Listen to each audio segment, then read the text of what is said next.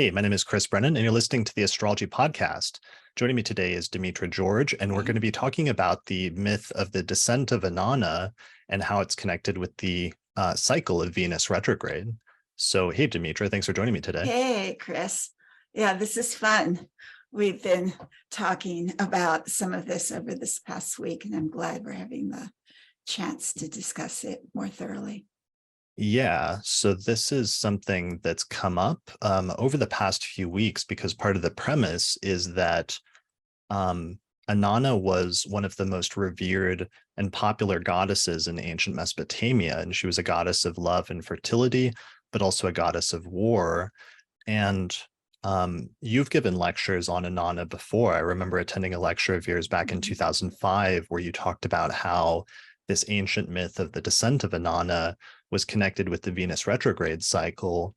And what was interesting recently that both you and I noticed and a lot of other astrologers noticed is that on July 21st, the Barbie movie was released, and that was the same day that Venus stationed retrograde. And at that time, a couple days later, there was a writer, there was an article being passed around by a writer named Meg Ellison, who pointed out that there was actually a bunch of striking parallels with the myth of Inanna in the Barbie movie, which it wasn't clear that they were deliberate, but they may have just come up accidentally. So I thought that we could talk about all of those topics today to see how it's all intertwined in some weird and kind of interesting way. Right. It's a fascinating premise that we're going to embark on here. On one hand, the myth of Inanna speaks about her descent to the underworld and her return. And within that, the nature of her relationship with her husband, Demutsi. But the myth of the dying and resurrected goddess or god was an ancient myth that manifested in many different cultures using different deities, and many cultures had different versions of that. And so on one hand, it's an archetypal story, but there are specific characteristics to the Inanna myth in particular that seem to be reflected in the Barbie movie. So we're trying to hold the vision that it's both a larger story than only Inanna, and yet many of the particulars are right there with Inanna's story. Yeah, and I guess that's part of the nature of archetypes is sometimes they bubble up in culture and transcend different times and different cultures and show up independently in different ways. So let me read the article since it gives kind of the premise. I'll just read the intro of the article because it outlines it pretty clearly. And I should mention, since we're going to be talking about the Barbie movie and some of the story, that there will be spoilers. So if anybody hasn't seen it yet and you want to avoid spoilers, you should probably watch the movie first before listening to this, if you care about that. But if you don't care about spoilers, then listen on. All right, so here is the article. It was published on a website called wildhunt.org, called The Wild Hunt: Pagan News and Perspectives. And it was published by a writer named Meg Ellison on July 23rd, 2023. So a couple of days after the movie came out, and it's titled Barbie is the New Inanna. So I'll just read the opening paragraph. She says, once upon a time, there was a beautiful goddess queen who became obsessed with thoughts of the underworld and decided that she had to see it for herself to understand the inexorable mystery that draws all living things towards their death. She succumbs to the same end as all living things, yet help reaches her and she escapes back to her own pleasant and lovely realms unscathed but changed by her experience.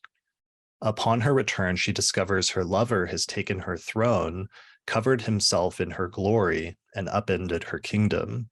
She must take it back from him and exchange him for her own presence in the underworld, as no one is allowed to escape death. The goddess queen in question here is Inanna, the ancient Sumerian fertility goddess and principal character in the first story written by an author who signed her name in human history. 2,000 years before the Common Era, a woman named Enheduanna committed to clay tablets the story of traveling to the underworld. this story has many versions, many translations, and the original meanings are somewhat obscure to us across the gulf of time. The most recent version of this story is Greta Gerwig's new film, Barbie. So that's the opening of the article. And it's just this amazing article. And I wanted to give a shout out to that writer, Meg Ellison, because the rest of the article is just brilliant, where she just shows some of the parallels with the Barbie movie. But two of the most striking, of course, are the opening, where it's like you have this goddess type character who's living in this idyllic world, and then she starts thinking of death, basically, which is true in both the Barbie movie and the Inanna myth. And then also some of the other parallels later, especially the coming back and finding that her lover had like usurped her kingdom, which was also very striking in both stories. So where should we start with all of that in terms of talking about some of the parallels? Should we start with talking about Inanna and some of those things? Yeah, let's do a little thing on Inanna and then talk about the, there have been a number of academic and astrological suggestions that the cycle of the planet Venus, which the ancient Mesopotamians had studied very carefully from at least the 2nd, 3rd millennium BCE, we have both artistic and textual evidence that the story of Inanna is a metaphor for the cycle of the planet Venus, whom they identified with Inanna in her direct and retrograde motion.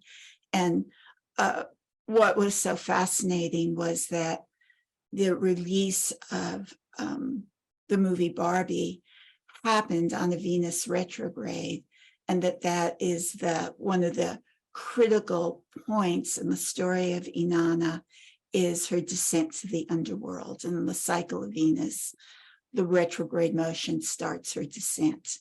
And so, we've wondered, was this deliberate? And probably not. I don't see, even if the writer of the movie was aware of the Venus-Inanna parallel, that she had any control of when there would be the US release. And even if she could have convinced the distributors and producers to use astrology to time that, that's very unlikely. So it's just a expression of the incredible synchronicity and a beautiful manifestation of a totally popular and well-seen movie about Barbie's descent to the underworld would happen on the Venus retrograde that classically is linked with Inanna's descent to the underworld. Right.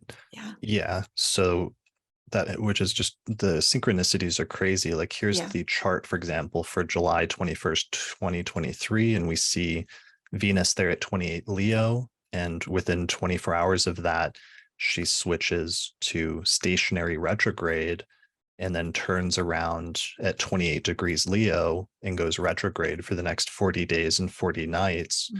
So the movie was released literally right on the Venus retrograde at 28 degrees of Leo.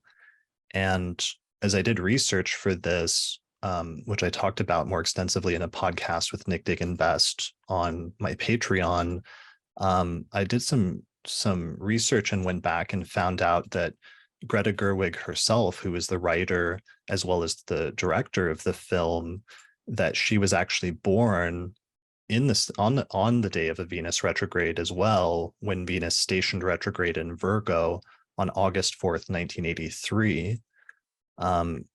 So we can see Venus stationing here at 9 degrees of Virgo, and that's not only that she was born on the day that Venus stationed, but also it's the same 8-year synodic cycle, because Venus repeats its retrogrades every 8 years in the same sign, -2 degrees. So this was one of those increments of like 8 years, 2023 relative to 1983. So that's kind of crazy and not accidental. And then something else I noticed recently to make it just like unbelievably believable. So to make it even weirder is this book titled Inanna, Queen of Heaven and Earth, Her Stories and Hymns from Sumer by Diane Wolkstein and Samuel Noah Kramer. This is one of the first books that really published the full myth of the descent of Inanna, and it's the main reference book that most scholars have drawn on over the course of the past 40 years for talking about this myth, and that's influenced a lot of the contemporary discussions about it. And guess what? This book, according to Amazon and according to Google, was released on August 3rd, 1983, which not only was within days of Venus stationing retrograde, but also that was within a day of Greta Gerwig being born. So she was actually born the book that almost the day that this myth was published in the first place in one of its most popular modern forums, which again is just another crazy bit of synchronicity. Exactly. So we have the release of the book, the birth date of Greta Gerwig being virtually the same, with the Venus retrograde signature, and the Venus retrograde being the day on which the Barbie film was released in the US. Right. Yeah, that's just crazy. And then the last bit of Venus retrograde craziness that ties Barbie in with it is that Barbie was released in 1959. And I went back and I was reading a biography about this, and it said that Barbie herself came out in March. She was first debuted at like a toy fair in March of 1959, but initially the launch wasn't a success, and the founder was really depressed and disappointed that it wasn't received well, largely by the businesses she was trying to sell it to, like Sears and other ones that were sort of male-dominated businesses that didn't think there would be a market for an adult doll that was marketed to kids. And so the founder was disappointed, but then later that summer, through advertising and marketing and word of mouth and other things, Barbie became wildly popular. And that summer of 1959 was when Venus went retrograde in Virgo and Leo, which is the same retrograde cycle that the 1983 retrograde was under when Greta Gerwig was born. And it was the same retrograde cycle under which the Barbie movie was eventually released in 2023. So Barbie herself is also tied in with this Venus retrograde in Leo cycle going all the way back to 1959. Okay. Right. So there we are. And that might be a good time to show the correspondences between the Inanna story and the Venus cycle itself, so that our listeners have, besides just saying, oh, Venus retrograde, this and that, they see it within a larger cosmological and mythological context. Yeah. All right. Okay. So let's get into talking about Inanna. And talking about the myth. So should we jump right into the myth itself? Well, let's just set the place of Sumeria being in the ancient Near East, where present-day southern Iraq is now, more or less, just so people can visualize it geographically. And that this is one of the earliest civilizations. It's sometimes called the cradle of civilization. And this is where we see the, quote, invention of writing that occurred with these little notches on baked clay tablets. And some of the earliest pieces of writings on the tablets were not only their myths, and the descent of Inanna, or those hymns of Inanna were among the earliest literature that was inscribed on these tablets. But this is also the same time that we have the first astrological evidence of astronomer priests looking to the skies, seeing the movements of planets that they believed were one of the various manifestations of their gods, and writing down what their movement was, and then making correlations to the events that we saw on Earth. So we have in this time period where the myth of Inanna arose was not only the cradle of Western civilization, There are other things going on in the Eastern civilizations, but we'll keep our focus on Mesopotamia. Not only was it the cradle of that, but it was the sort of origin, the seedbed of astrology, of Western astrology. So, and those two factors we have to hold in our minds simultaneously. This is like this is the very, very earliest strata of Western astrology, like the very earliest origins going back to 2000 to 3000 BCE. Right, exactly. Okay. And even before we had evidence of writing, there were artistic depictions of their goddess Inanna shown, and her symbol was the 8-pointed star and the 5-pointed star. And 5 and 8 are very important numbers in Venus's synodic cycle and synodic return cycle. And do you want to say just a couple of words about that? Or we can get to that later? Or no, I think that would be, this would be a good opportunity to do that. And just to reiterate that. So we talked about this a little bit more extensively in the Venus retrograde episode I did in June with Nick Diggin-Best and Patrick Watson. But just to show a diagram from that, in terms of the 8-pointed star and the 8-year cycle, what you have to know is just that Venus will go retrograde in roughly the same signs of the zodiac approximately every 8 years. So for example, Venus is going retrograde in Leo here from July to September 2023 during the summer in the Northern Hemisphere of 2023. And if you go back 8 years and you look at an ephemeris, or if you just cast a chart for the same time frame of July through September of 2015, you'll see that Venus also went retrograde in Leo back then in 2015 as well. And if you go 8 years before that, you'll see that Venus also went retrograde in Leo back in 2007, 8 years before 2015. And it just keeps going back in time in these 8-year increments where you'll have this repetition over and over again every 8 years. So that's one of the reasons that 8-year thing is such a dependable timing technique with Venus retrogrades. And you can actually see repetitions of events happening in 8-year increments as a result of that in astrology, that it's incredibly striking then that in this super early phase with the goddess Inanna that was associated with Venus, that they actually made her symbol an 8-pointed star. Right, exactly. So here's one depiction of that from Mesopotamia that shows the sun and the moon and Venus up in the top left-hand corner. And you can see the 8-pointed star that represented Venus. Okay, so and the assumption is that that 8-pointedness refers to the synodic cycle of these 8-year repetitions of the Venus retrogrades. Right. So we can set out an assumption that as early as 3000 BCE, the ancient Sumerians had already studied and understood the cycle of Venus, particularly with that 8-fold quality, and put that in their art alongside the images of the goddess a good 500, 600, 700 years before the first writing was set down, where they started making the they're already probably making correlations, but they started writing those correlations down between the movements of the planets and events on Earth. Okay.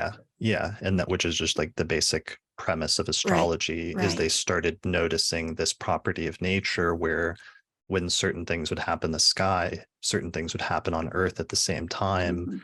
But then by extension, also, they probably started noticing that when the same things happened in the sky in 8-year increments, there would be a similar repetition on Earth every 8 years, especially during the Venus retrogrades. And eventually they started writing these things down or passing them on as part of an oral tradition through statements about what had happened and records of it, but also probably through stories.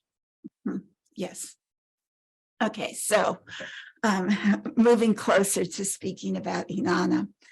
On one hand, we can tell the story of Inanna simply But what I'd also like to do is put out a notion that has an idea that has been floating around the astrological community for at least 30 years here and there. I first became aware of it and was teaching it in the 1990s. And I think it was in 2005 that you heard the talk that I gave at that particular time.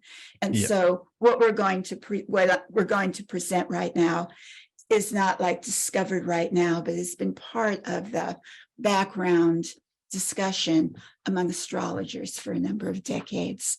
And one of the early people to talk about it was Ronnie Gale Dreyer in her book, Venus, the Goddess and the Planet. But it was also in circulation earlier than Ronnie. And we discovered last night it appears in some academic publications as well that even predate that they were associating the Inanna story as an astral myth connected with Venus.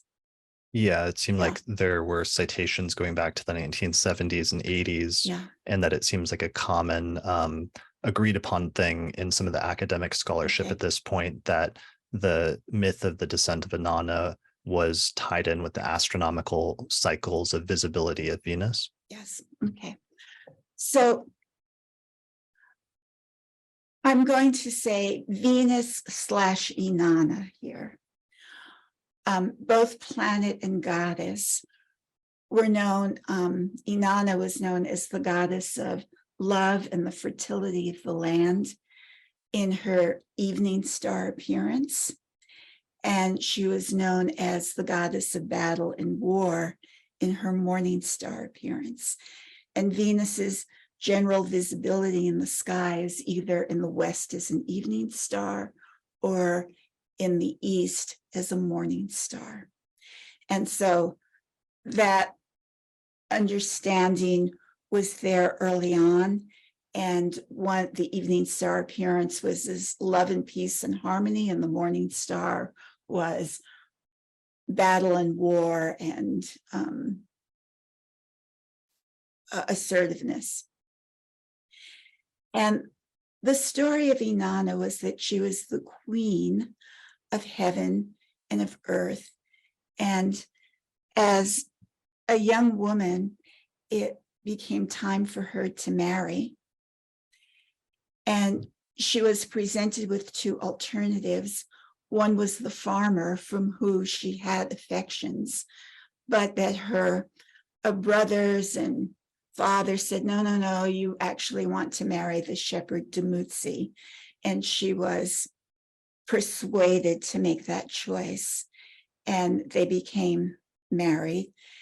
And there was this celebration of their marriage that was part of what would become in ritual the sacred marriage rite.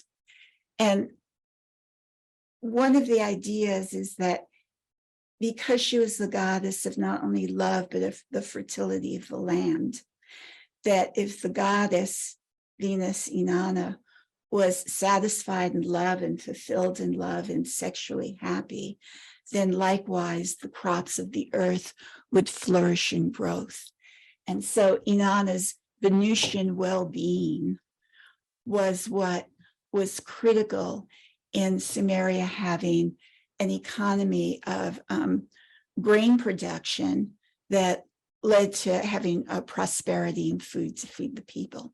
So those two elements of Inanna were totally intertwined. And that's really interesting. Yeah. Also, like as I was reading more about this over the past 2 weeks, I was understanding better how one in these like early, agrarian societies were growing crops and food. On the one hand was part of sustaining the population, but also if you had an overabundance, if you had extra crops lying around, once you met the basic needs of the populace, if there was an excess, then you could sell those off or trade them, and then there would be extra wealth and like prosperity as well. So there's like that aspect of it, but also that they were directly linking or making a parallel between like human fertility and like the fertility of the land, and sort of treating those two things as intertwined or one and the same symbolically. Yes. And this is much, much later. We get Venus as the ruler of Taurus, the productivity and fertility of land and money and economic prosperity. And Venus is the ruler of Libra, having to do with relationship and union with the other. So we see these two, like 2,000 years later, planetary assignments of Venus to zodiacal signs that wouldn't be articulated way into the future from this story. Already the qualities associated with Venus are well developed in the what Inanna represented, the significations of Inanna. So we have Inanna gets married. They have a sacred marriage between the king and Inanna, and there are indications that in the centuries afterwards, each year when Venus became an evening star and first made her rise in the western skies in the evenings and rose. This was the goddess of love shining down from heavens, and that it was a time when animals should start coupling and people should start coupling, and the king and the high priestess would have a ceremonial union. Whether it was literal or symbolic is up to debate. And then this would ensure the fertility of the land. And as the planet Venus rises higher in the western sky for the next 180 days after her initial evening rise, Inanna comes into her full glory and power. And she matures from a young girl to a goddess queen in her own right. And one could surmise, if we're looking for astrological interpretation, that this represents Venus in her phase as evening star, direct in motion, moving relatively fast, gaining an elevation, of having a more loving, peaceful, harmonious, cooperative, supporting union with the other orientation. And as she reaches her height of power, being at the height of her creativity and productivity that's supported by her connection with another. Okay. For sure. Would this be a good time to show the diagram? That would be, that would be wonderful to have the diagram as a side while we're speaking. So this is the diagram for those watching the video version, on which depicts the synodic cycle of Venus, which synodic cycle means its relationship to the sun, and how the different phases in the relationship to the sun actually dictate the different parts of Venus's overall cycle of appearance, as well as its movements, direct or retrograde, and its speed, fast or slow. So the starting point that we're talking about here is coming out of the conjunction with the sun when Venus is direct down at the bottom of the diagram, which is marked 0, and going into number 1, which is when Venus makes her evening rise, where she becomes visible as a star on the western horizon just after sunset in the evenings. And so this is a diagram that you and I and Paula Bellamini designed. So shout out to our graphic designer, Paula, for putting this together based on Demetra's specifications. Yes, and thank you, Paula, for your wonderful work and being available last minute to do this. Yeah. So. And I, should just make an aside here. There's a lot of, keep the diagram up, Chris, if you can. Sure. There's a lot of discussion in our community. Should the cycle begin at the superior conjunction or the inferior conjunction? There are reasons given for both.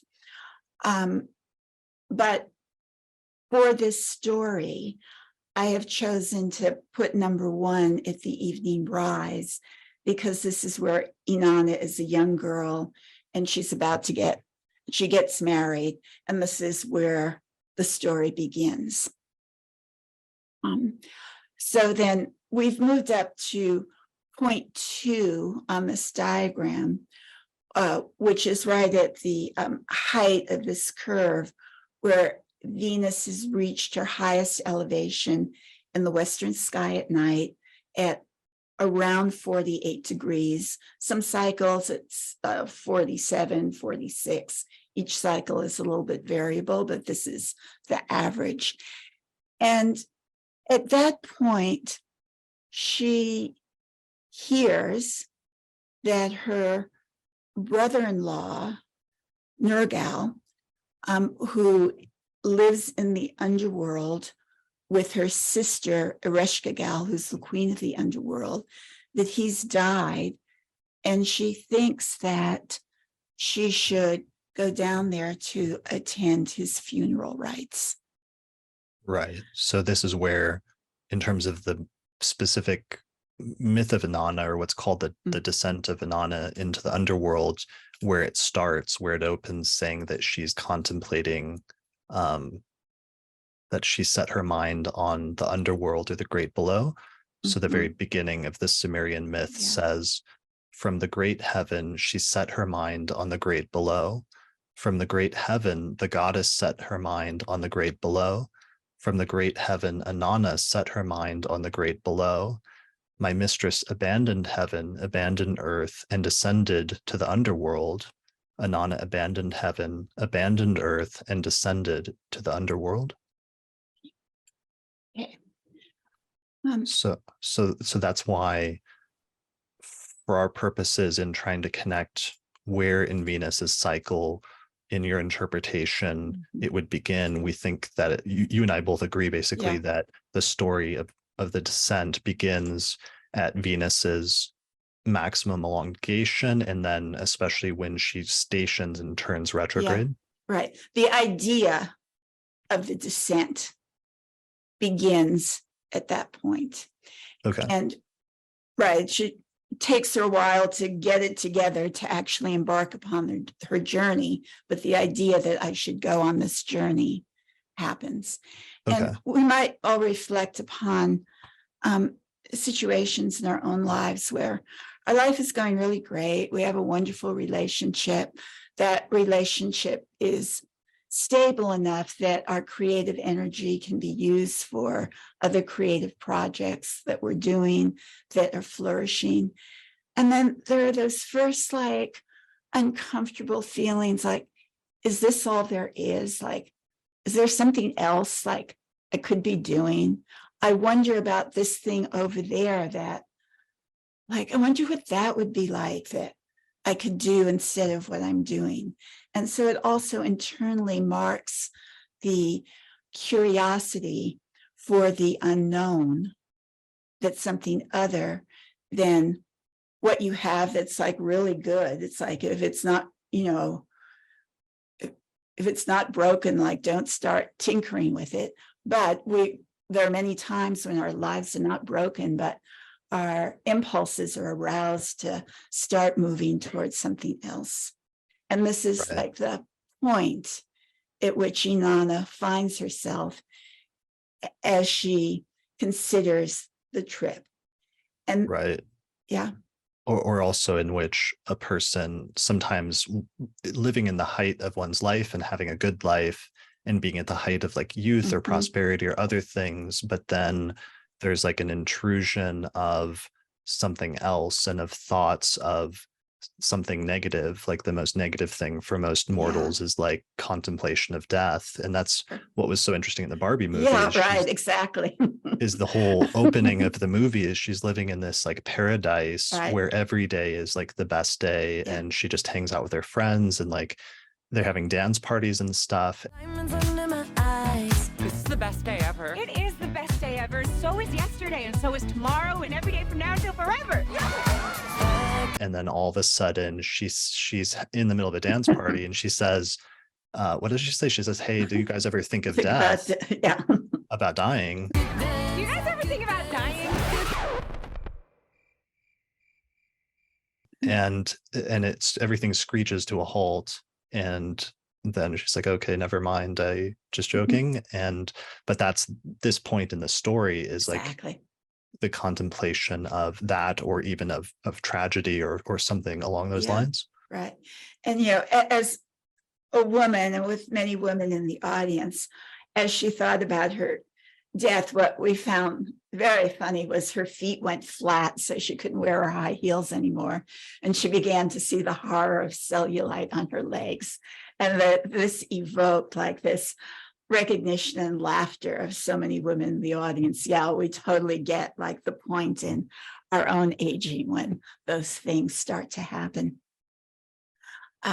So in preparation for her journey, back to Inanna, in preparation for do you want to say something else? Want to talk about decking herself out? Only just, could you explain, if we could back up just a second, like this initial part astronomically of the cycle of when she is, like what we're talking about in this part of the cycle after evening rise, that's when she makes her first appearance, and this entire stage up to maximum elongation is like, what's happening at that point is Venus is appearing in the night sky as literally the brightest star in the sky. Exactly. There's no other object that's brighter than Venus besides the moon and the sun during the day. Yeah. But Venus literally is like the brightest star at that point, right? Right. And she's rising higher and higher in the sky until her elevation is around 48 degrees from the horizon. And anyone, if you're looking at your chart, and what I'm going to say now is a simple version, it's a little bit more complex, but let's just leave it for this at the moment. If you have an evening star Venus, where Venus is behind the sun, and there's a difference of 48 degrees between your sun and your Venus, then when you were born, Venus was at or near her maximum height in the sky as evening star, in her full power and glory, as a woman who was not only creative, but a woman who is in love and loved and supported by that relationship. Right. And in an actual chart, like if you're looking at it in a chart, so here's the chart for July 21st, 2023, and Venus never gets more than a maximum of 48 degrees away from the sun in the zodiac. So when she was about to station retrograde, if you just animate the chart and move it to sunset, which is when the sun hits the degree of the descendant, it then sets underneath the horizon, and right after sunset it becomes dark out. So what happens right after sunset is then all of a sudden the stars become visible in the sky again at night after being invisible during the day. And one of the first stars that you would see at this point, shortly after sunset, would be Venus, which will always be right over there on the horizon shortly after sunset on the western horizon. Right. But at the height of her elevation, she will be around 48 degrees distant from the sun. And this is like 50 days between her greatest elevation and before she turns retrograde. So it takes a while for her to get from her peak point to when she turns retrograde. So this is going back to the preparation period. She has thoughts of going there to the underworld, and she decks herself out in all of her symbols of power. She's going to go as like, the queen of heaven on this great journey, and she has to look like a queen. And she has a headdress on and lapis lazuli beads around her neck, and these egg-shaped beads on the tip of each breast, and a breastplate and a ring and a gown. And then the part that both Chris and I, like, our eyes pop wide open on, was her measuring rod, measuring line, by which she would measure the heavens and use the measurement of the heavens as a tool for building temples that were in alignment with the stars and constellations in the sky. And we'll jump into this with Enheduanna in a little bit, but let's get through Venus retrograde and then we can go back. Okay. Sure. So Venus decks herself out, and from that high point, she starts getting lower in the sky each night. She's still in the western sky. She's at her highest point, but she starts going down. And then we have the point about 50 days later that she stands still and turns retrograde. And 14 days after that, she sets in the evening sky and we can no longer see her. And that is her descent. Now, for people who are born during this period, starting gradually from post-maximum elongation, going down to when she stations retrograde, right up into the heliacal set. She hears this from a psychological point of view. She hears this call into the unconscious realm of emotions. It's something beside the bright, happy world that Barbie has been living in. You know, every day is a Barbie day. And Barbie has the idea she has to go to LA, right? Which then becomes associated with an underworld reality. And she's curious. And so in psychological interpretations of this phase, I've read astrologers posit that it's a curiosity with a hidden world of sexual mystery and taboo, or sometimes you're unwillingly abducted from the upper world of safety and security and normality, where you have to confront demons of fear or suffering, or you have interests that are not in alignment with social norms, and it's difficult to engage in nice, normal relationships. And you're forced to acknowledge your own uniqueness and go into that world that is often considered not only unknown, but a little bit taboo, a little bit frightening, because there's a call to connect with the deepest part of your soul, the truth of who you are on an inner level, the truth of what you desire and feel. And this is also part of this descent process that people are born from the time of the retrograde until the heliacal set, that these can be the emotions that they experience internally about their sexuality, their self-worth, their esteem, their ability to socialize with the norm of the population. That is, people born there, is a periodic and recurring theme over their lives, during the course of their lives, or as we go through this sequence, like every 18 months, everyone has the opportunity to experience that during this phase of the cycle. It's beginning the descent, but you haven't stepped off the cliff into the abyss quite yet. That happens at the heliacal set. Okay. So we can look at the diagram and you can comment. Yeah. So at this point, we're at the heliacal set. And what that is astronomically is that when Venus, after Venus goes retrograde, at a certain point, when it gets close to conjoining the sun, when Venus is retrograde, the sun is still moving direct. And at a certain point, they'll meet up at the same degree in the zodiac, and they'll make a conjunction while Venus is retrograde and moving backwards. And when Venus gets too close to the sun, it goes from being visible in the night sky to all of a sudden being invisible and disappearing.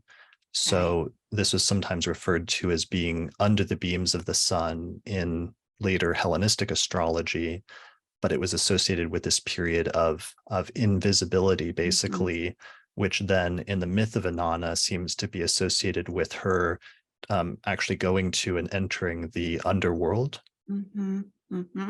And some of those themes Yeah. of like the underworld and what the underworld represents archetypally or symbolically seem to be very much connected with this part of the Venus retrograde, the very center Yeah. point of the Venus retrograde, which are these themes that have to do with like a dark night of the soul or Mhm. exploring concepts of darkness, whatever that means in different ways, or things that are hidden or private or internal.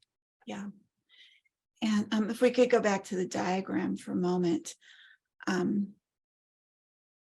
just like to say, between the retrograde station and the heliacal set is a period of about 14 days for Venus.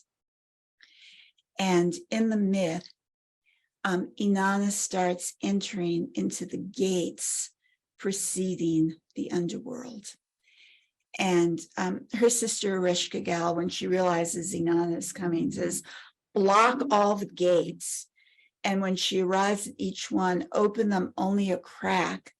And before you let her in, make her give up and set aside one of her symbols of power. And so at each one of the gates, she has to relinquish her headdress, her beads, her breastplate, her gown, her measuring rod. And in the sky, as she gets closer to the horizon, we see her become dimmer and dimmer and dimmer right before she disappears under the sun. And so that is the prelude. And again, if we personalize it for people born during this phase. I don't think we introduced the concept of what you're talking about with the natal connection with that. Yeah. Is that something you want to explain or go into? Well, I have been talking about that. Yeah. Generally. I just didn't know. So people can look up in their birth charts, right, or they can use AstroSeek to look up. Yes, they can use AstroSeek to look it up. And we can explain that in a little bit after we get through the story. We can just put up AstroSeek and show them how it works. I mean, maybe it would be better to explain all of that at that point then, or you're going to do every part of the cycle? I don't think so, because people forget what happens with each phase once you start giving. But, I said at the maximum height, people are at their power of glory. They're fully supported by another. They're in their thing. And then as their curiosity brings them into making the descent. And as they get there, they find, oh, I was going to go on this grand adventure. But now, like, all of a sudden, I'm losing my power, the status I once had, the way I was viewed by society. I'm being like, I'm losing that entire identity. And there's the feeling of being exposed and undefended, vulnerable, misunderstood, not able to assert one's authority in the way that one had. And it can lead to great fear and uncomfortability.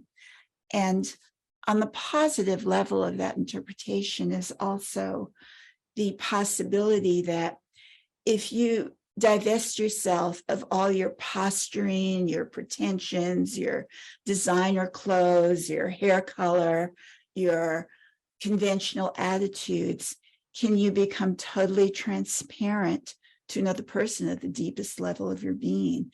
And can you accept that from another as you start removing the outer adornments of one's persona?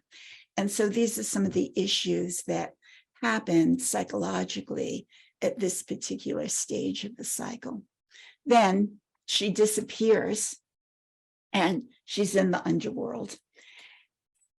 The things I wanted to mention with the gates that I thought was really interesting about this story is that it actually says repeatedly in the myth that there's 7 gates that Inanna has to pass through in order to enter the underworld. And I thought that was really interesting that there's 7 gates. And, because in later Hellenistic astrology, there becomes a theme of after a person dies, that their soul ascends through the planetary spheres, and it has to give up 7 qualities from each of the planets before it goes back to the stars. Right. And I can't help but think of this as like an earlier precursor to that, like 2000 2,000 years Absolutely. before Hellenistic Mhm. astrology. But it's interesting because it's like dying and going to the underworld and then giving up these 7 qualities. And I Mhm. wonder if that was connected with the 7 planets or what that was connected with. Right. There are a number of different theories floating out there by various astrologers, but explaining them is more than I'm able to do justice to them. So Sure. letting people know that they can scout around and see what has been said. Yeah. So she gets to the underworld, and her sister, Ereshkigal, who's the queen of the underworld, is obviously not at all happy that Inanna has come to her realm. And she says, okay, like she's now stripped naked, bring her low before entering the throne room where I'm sitting. And so Inanna, from being like at the height of her power and glory, decked out in all of her finery, like has nothing. And she's pushed on the ground and brought into Ereshkigal's throne room. And Inanna makes her sister rise from the throne and then scrambles up and sits on the throne herself. Right. And this Right. is seen like as a moment of total arrogance. Or there may be other interpretations of what her sister Ereshkigal feels, but she gives her the eye of death, so to speak. The 7 judges show no mercy, and she is turned into a corpse, and she's hung on a tree or a rod, like on a meat hook, to rot. And I've heard it said, you know, Inanna, you come to the underworld, you have to die like everyone else. There is nothing special about you. And so there Inanna is. And it can be the case at that exact conjunction when Venus is retrograde and within the sun. And this little interval lasts for about 7 days total, that things that we've experienced in our romantic or sexual or other relationships feel like death, like we want to die, like someone has killed us, that there's just such pain and suffering and feelings of degradation or betrayal and total isolation. It can feel like just awful. And yet there is always at that inferior conjunction, it was always a time of initiation where one literally did go through a death and the seeds of renewal, of being reborn as something else, not defined by relationship with the other. When we get to the morning star, and we'll see how that unfolds. But we see, like when Barbie goes to LA, right? It's like no one thinks she's special. And then at a certain point, like she falls on the ground, like with this face first. It's like she's dead, right? Okay, like this is literally like Inanna's moment of death. Yeah. Do you remember it? Yeah. She becomes mortal and she has all of Yeah. a sudden all these imperfections and everything's going Right. wrong and everybody seems to hate her, treat her poorly. And then, yeah, at one point she just lies face first on the grass Right. and wants to call it quits. Right. Wants to give up. Right. And that's like the middle of the dark night of the Right. soul. Exactly. Which is connected here with Yeah. the retrograde conjunction between the sun and Venus. Yeah.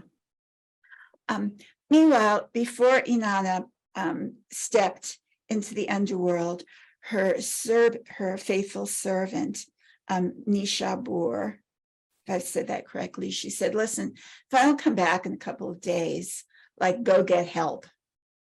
And so when she doesn't return, her servant goes and entreats the different gods. You know, Inanna's died in the underworld, you have to help her. And several of the gods say no, like if she had the arrogance to think she could go to the underworld and, you know, that's what happens to people, and she got what she deserved.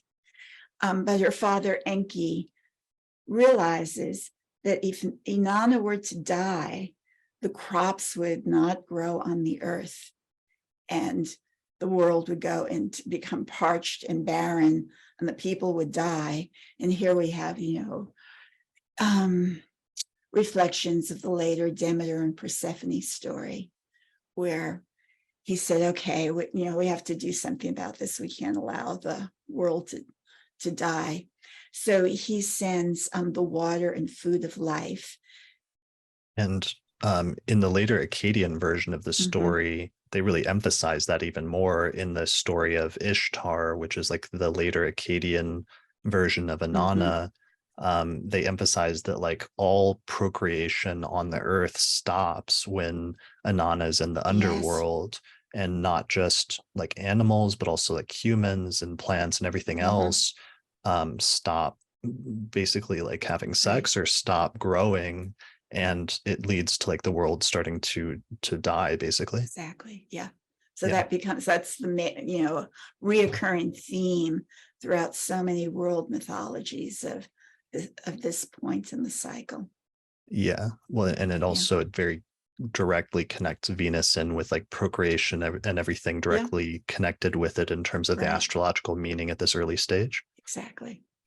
Okay. Right. So she is allowed to be, allowed to be revived. She is allowed to be released, but only on the condition that someone else takes her place. That's the deal that they make. And so let's look at the diagram again.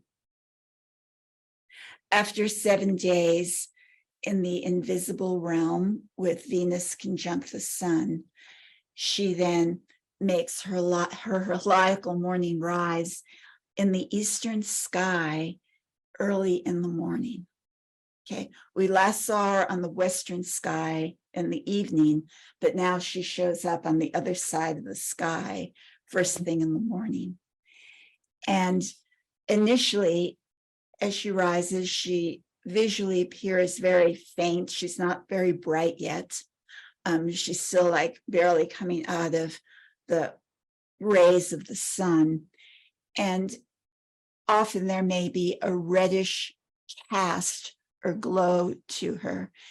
And in the myth, they say that she returns, she's battered, she's bloody, she's weak, but hey, like she's survived and she has been reborn.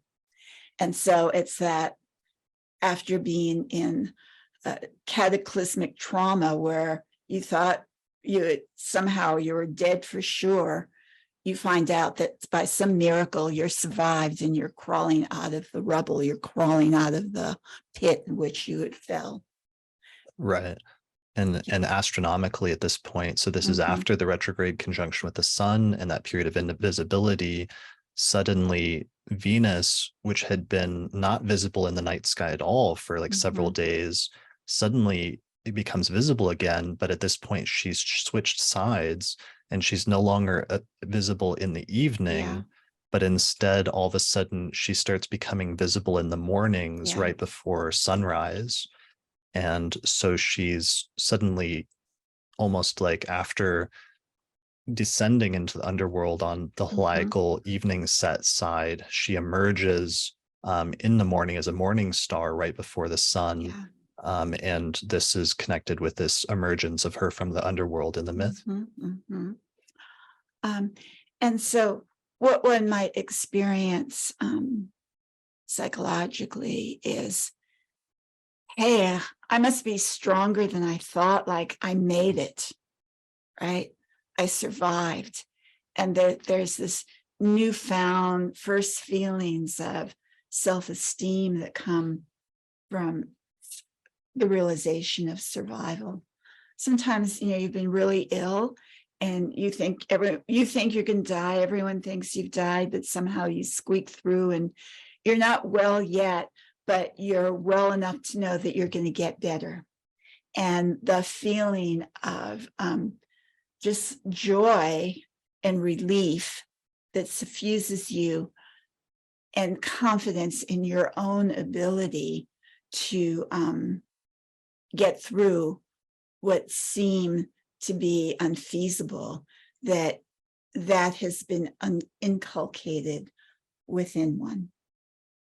And so as she moves from her heliacal rise, then 14 days later, she turns direct in motion. And now she feels strong enough to start racing back to her husband Demutsi and letting him know, hey, like, I'm okay. Like, this is great. I'm coming back to be with you. And as she starts that journey, the demons of the underworld who've been charged with finding her replacement are asking Inanna, hey, how about your servant? Can we take her to the underworld? No, she's my faithful servant. Hey, can we take this other person that's with you to the underworld? No, I need them. And she keeps preserving the lives of those who have been loyal and supportive of her. Because part of the deal is that she can leave the underworld, but she has to find a replacement. Yes. And then she finally discovers her husband, Demutsi, and he is having a grand old time, so to speak. He's sitting on her throne. He's lavishly clothed. He has all of these slave girls entertaining him. It seems not only has he not missed her, but he didn't do anything to try and find her or save her, and that he has taken over her position of power. So we might reflect back to the Barbie movie for a moment here, Chris, of when Barbie returns to Barbie land and finds Ken. Yeah, I mean, that's one of the most striking parallels to me between the myth of Inanna and what happened in the Barbie movie. Is Barbie comes back from the real world. She gets back into Barbie land, but all of a sudden she finds out that Ken, in her absence, has taken over her kingdom and has completely remade it in his own hyper masculine patriarchal image, basically. And her finding him on her throne, having taken over her kingdom, is just an incredibly striking parallel with this 4,000-year-old myth. Right. And all of her, Barbie emanations now groveling, serving Ken and his buddies. Yeah, let me show that paragraph from the myth. So it says, the demons followed her to the great apple tree in the plain of Kaluba. And that, just as a side, is another interesting thing about the Inanna myth, is that earlier precursor to the myth is this whole story about a tree that is planted and about this serpent that's associated with the tree, which is just very clearly a much earlier parallel to the story in the Bible about there being the Garden of Eden and a tree with a snake in it. I was really just struck by that, and struck by how a lot of these earlier Mesopotamian stories end up influencing and showing up in different ways in the Bible. All right, so they follow her to the great apple tree in the plain of Kaluba, and it says, there was Demutsi, clothed in a magnificent garment and seated magnificently on a throne, which is just really funny if you just think about Ken, when she gets back, is dressed in this fur coat, looking extravagant and ridiculous. And it goes on and says, the demons seized him there by his thighs. The 7 of them poured the milk from his churns. The 7 of them shook their heads. They would not let the shepherd play the pipe and flute before her. And then it says, Inanna, she looked at him. It was the look of death. She spoke to him. It was the speech of anger. She shouted at him. It was the shout of heavy guilt. How much longer? Take him away. Holy Inanna gave Demutsi the shepherd into their hands. So this is what happens in the story when she gets back, is she sees him on her throne and she's angry at him. Right. So, I might ask some of our listeners if they've encountered a situation in their life where they're rushing back to be reunited with their beloved after having survived an ordeal, and they find themselves totally abandoned and betrayed. There may be a flash of rage and anger, vengeance that overtakes them. And Inanna says to the demons, take him away. And so he's banished. And there are variations in the story here based on the different versions. But I just might want to stop a moment and talk for a moment about some of the qualities, the characteristics of Venus direct as a morning star. So at this point, we're at the direct station. We're at the direct station as we're moving toward the maximum elongation. And so she starts moving forward at the direct station. But when she comes into her full power as the goddess of battle and war and assertiveness and taking control of the situation, I would guess that she would be closer to her maximum elongation, because then she's highest in the sky. And that there's some correlation between being higher in the sky and being more at the height of one's power. Okay. Can I show that what that looks like in a chart? Yeah. Okay. So, because this is important to relay this astronomically back to what people see in charts. Mm-hmm. So here's back again, the day the Barbie movie was released, July 21st, and we see Venus as an evening star because the sun is at the descendant and it is just set at night. And then Venus comes out as a bright star just after sunset and will be around the descendant and around the seventh house for a period of time before Venus herself sets in the evening and becomes invisible. So if we move the chart forward, so I'm going to advance the chart until we see in this Venus retrograde, the sun moving through Leo, Venus stations retrograde and begins moving backwards in Leo. She eventually gets close to the sun and enters under the beams and enters the underworld, where the middle point of the retrograde cycle, when Venus is exactly in the underworld, is the conjunction with the sun, which in this instance occurs at 20 degrees of Leo on August 12th. And then what happens is after that conjunction, she switches sides with the sun astronomically. And then eventually, she's not appearing anymore in the evening, but instead, just before sunrise, later in August, we'll see Venus appear as a morning star, where she'll rise up over the ascendant or over the eastern horizon just a little bit before sunrise in the morning as a bright star. And then the point that we're at now in a story is Venus stationing direct eventually. She'll station direct at 12 degrees of Leo. And then eventually she'll get even more distance from the sun at her maximum elongation.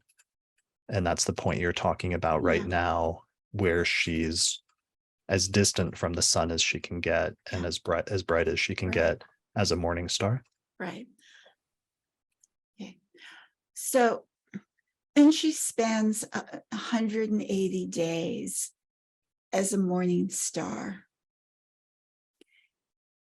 And one might say that this is the time when in Sumeria, Venus was the goddess of battle and war, and she's fully in charge of her life.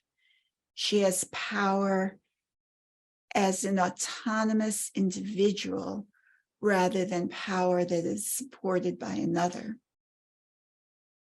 And in some of the, I was reading late last night, a morning hymn to Inanna.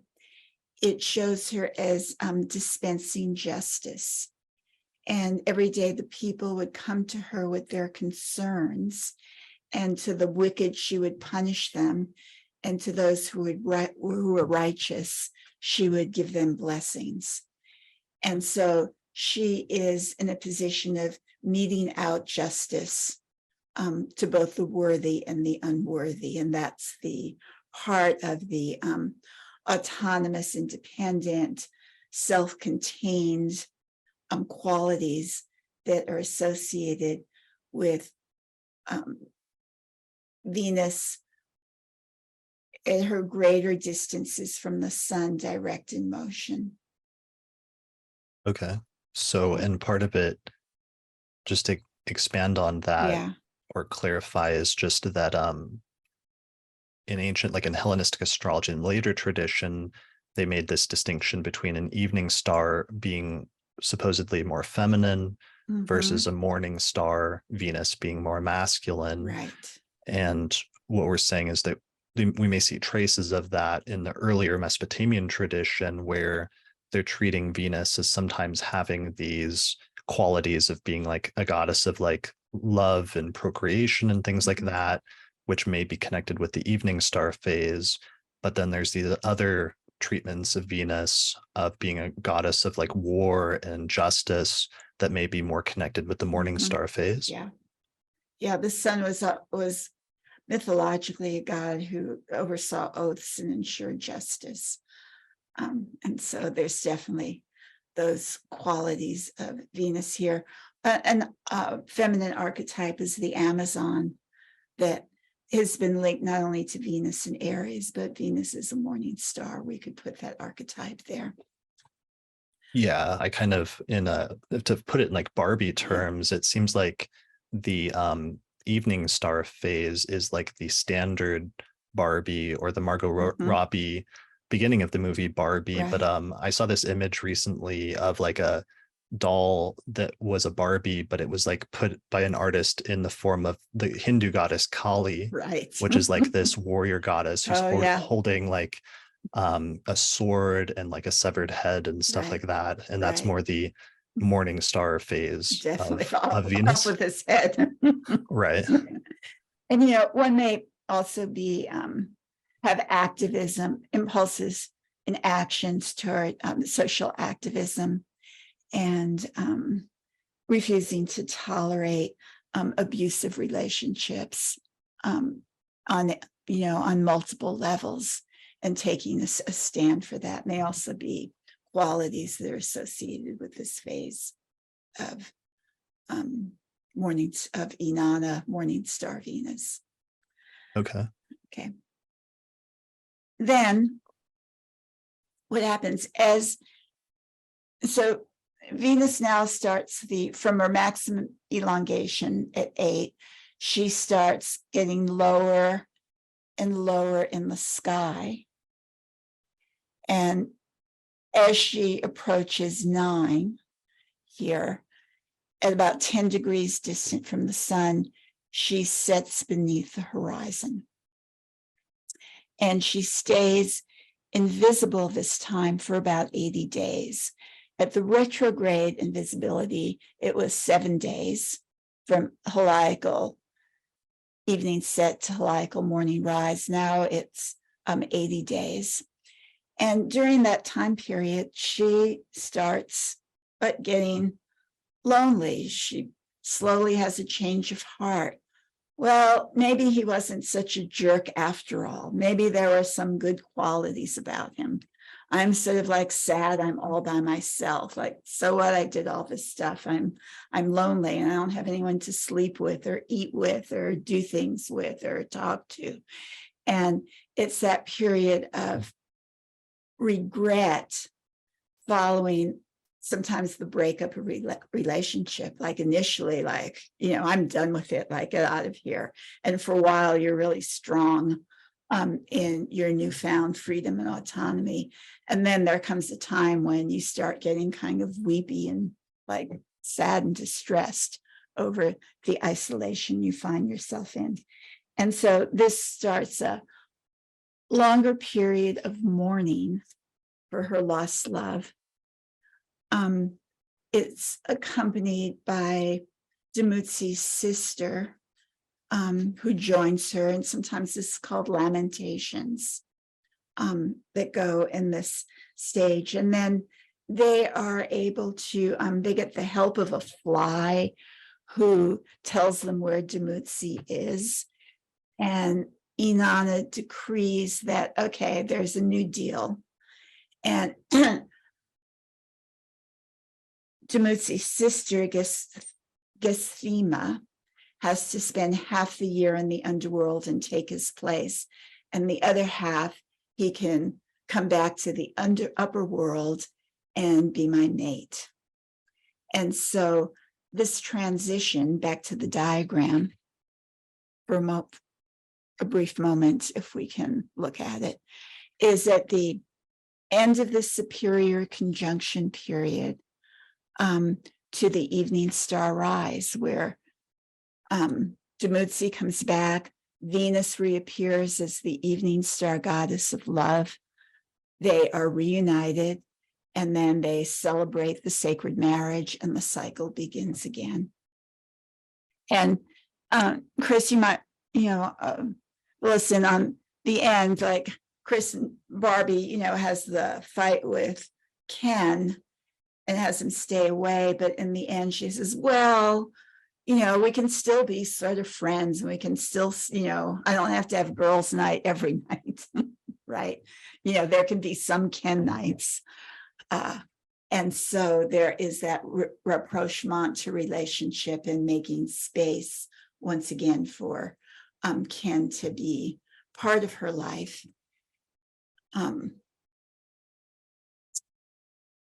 And in a similar way for Inanna with Dumuzi. Yeah, that's perfect. And astronomically, there's a really interesting piece here. Yeah. And I think that's connected also in terms of some of the relationship stuff, because like people have been asking recently, I saw this news article, like, why are there all these breakups that are happening this summer of all these different celebrities, so that even like the news is picking up on it during the retrograde.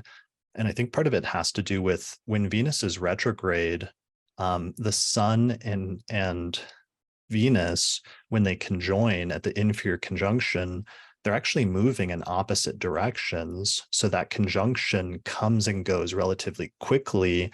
And there's like this wrenching motion where they pass in completely opposite directions very fast. And that's almost like symbolically or astronomically is symbolically like a breakup where two people are sort of being ripped apart. Whereas when Venus and the sun conjoin, when Venus is direct, it's actually more of this motion of two planets coming together and running forward in the zodiac and occupying the same space, but doing it in tandem for a period of time, which is kind of what a relationship is. If you think about it in time, it's two people occupying the same space and time and deciding to move forward in unison at the same time for a period of their lives. And that's kind of like the superior conjunction.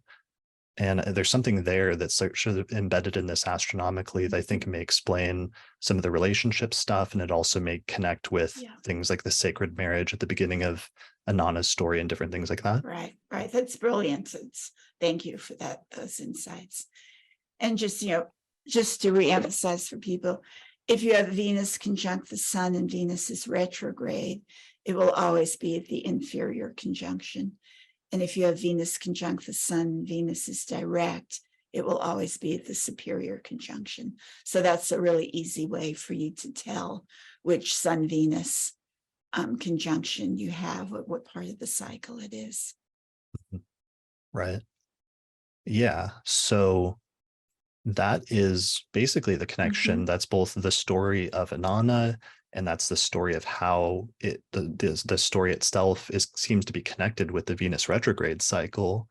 And then also the story of how it weirdly kind of connects with the Barbie movie, which for some reason, and that was actually a debate I was having with Nick Dig and Best, is like, did Greta Gerwig, who wrote the script, did she have the myth of Inanna in mind when writing this? And he thought the answer was yes, because it's a pretty long or well-known story in like historically, but I keep watching interviews with Greta Gerwig and people keep asking her questions about whether such and such was a reference to something.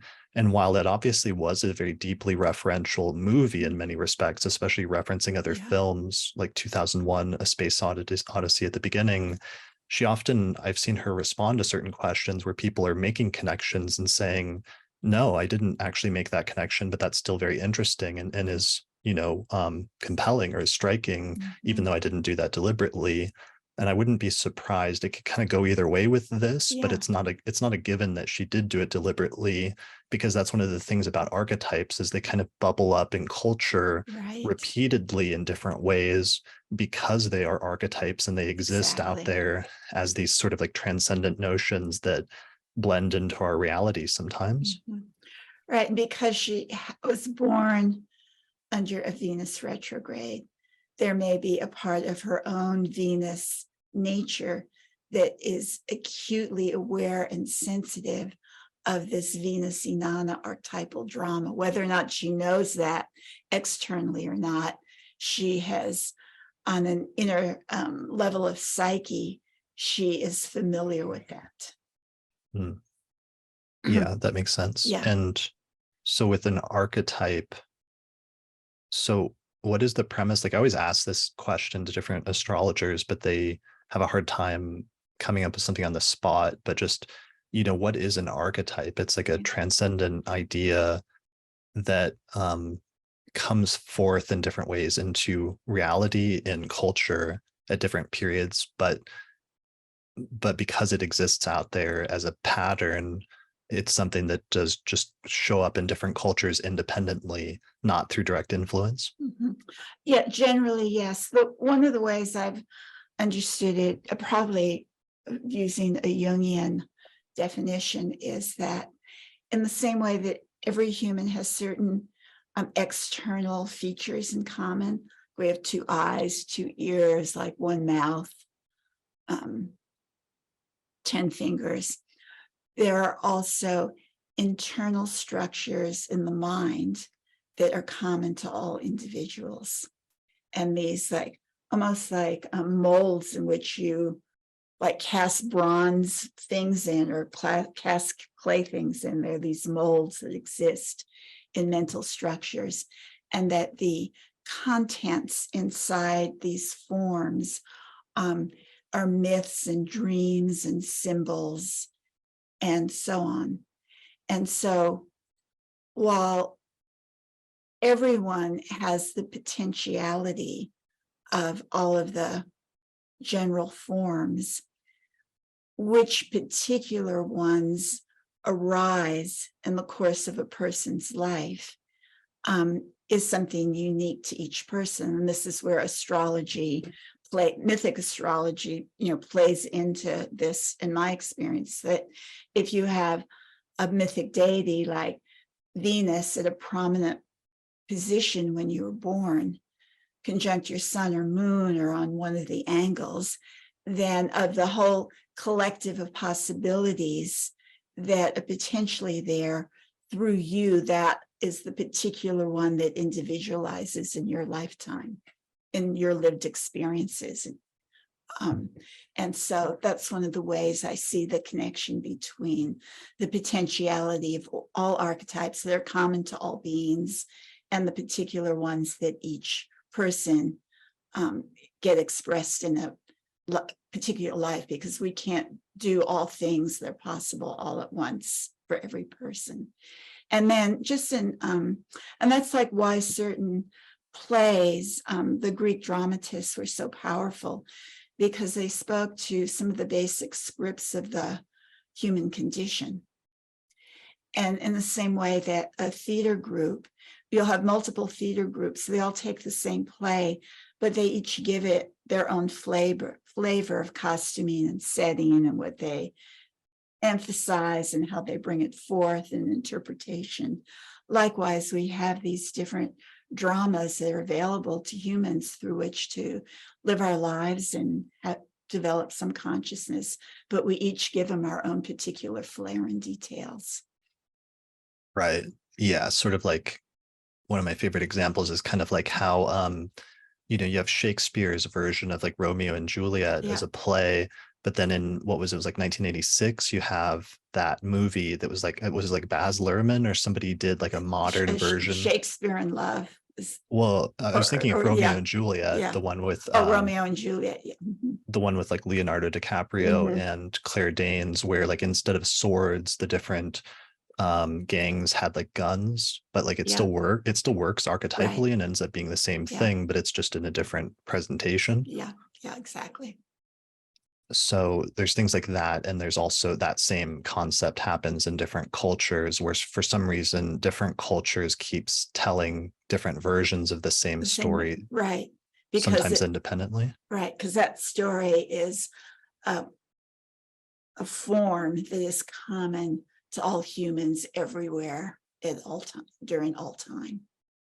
Right. And part of the, by extension, and it's not just because I'm hearing somebody right now in the back of my head saying, well, that's because they heard the story from another. But Yeah.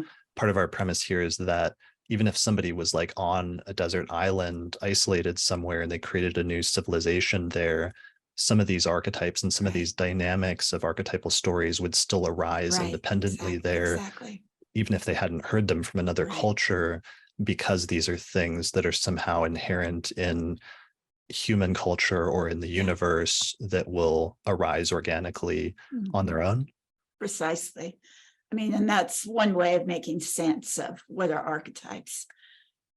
And I think it's a good explanation. There might be others, but I think this is a good one that holds together. Yeah. And so in astrology, though, one of its main attractions for us, for astrologers, is that it becomes a means of accessing the archetypal realm and seeing when different archetypes are operating and being able to identify them both in natal charts as well as in events and event charts. That's really cool. Yeah. So there was one other thing that came up that was a really close parallel with the Barbie movie that I thought was interesting. And one of the things that was talked about in a lot of the literature I was reading about Inanna and her counterpart in the Akkadian tradition, which is the goddess Ishtar, is that there were a lot of like contradictory meanings for Inanna and Ishtar, where they would signify one thing, but they would also signify its opposite sometimes, so that there were a lot of like almost like contradictions that were inherent in the goddess. One of them that we've mentioned repeatedly is like, on the one hand, Inanna was the goddess of love, but on the other hand, Inanna was also a goddess of war. So that you have that like evening star and morning star side to her. Do you remember what some of the other like sort of contradictory meanings or indications of Inanna were? That I don't, but what I did want to point, what I had said to you earlier was that there is a statue or a relief sculpture of Inanna Ishtar that they called the bearded Ishtar. And there was the goddess with her breast depicted, but she also had a beard. And this is sort of the integration of the male-female dual aspects within one entity, and sort of holds the goddess of love and the goddess of war with the, there's a word here that I don't know what the word is, of showing both qualities simultaneously. Yeah, well, that was a really interesting one. That there was an association with Inanna, it seemed like, in the Mesopotamian tradition of associations with transgressing gender norms. Yes. And in one passage talking about like men becoming women and women becoming men. In one article I was reading, they talked about celebrations of the goddess involved transgendered and transvestite cultic personnel. And in another paragraph, it talks about some androgynous aspects of Inanna, and it says the carnival-esque festivals of the goddess were associations when reversals of age, species, status, and sex all came into play, when social rules were in abeyance and were possible times of institutionalized license. Is that like the Saturnalia? In kind Roman of, times? Yeah. It's right. the same idea. So I found this amazing paragraph where this author sums it up, and I'm going to read that now. It was by a Mesopotamian scholar named Joan Goodnick Weston Holtz, in an article or a chapter she wrote in a book titled The Babylonian World. And the chapter title was Inanna and Ishtar in the Babylonian World. So she says,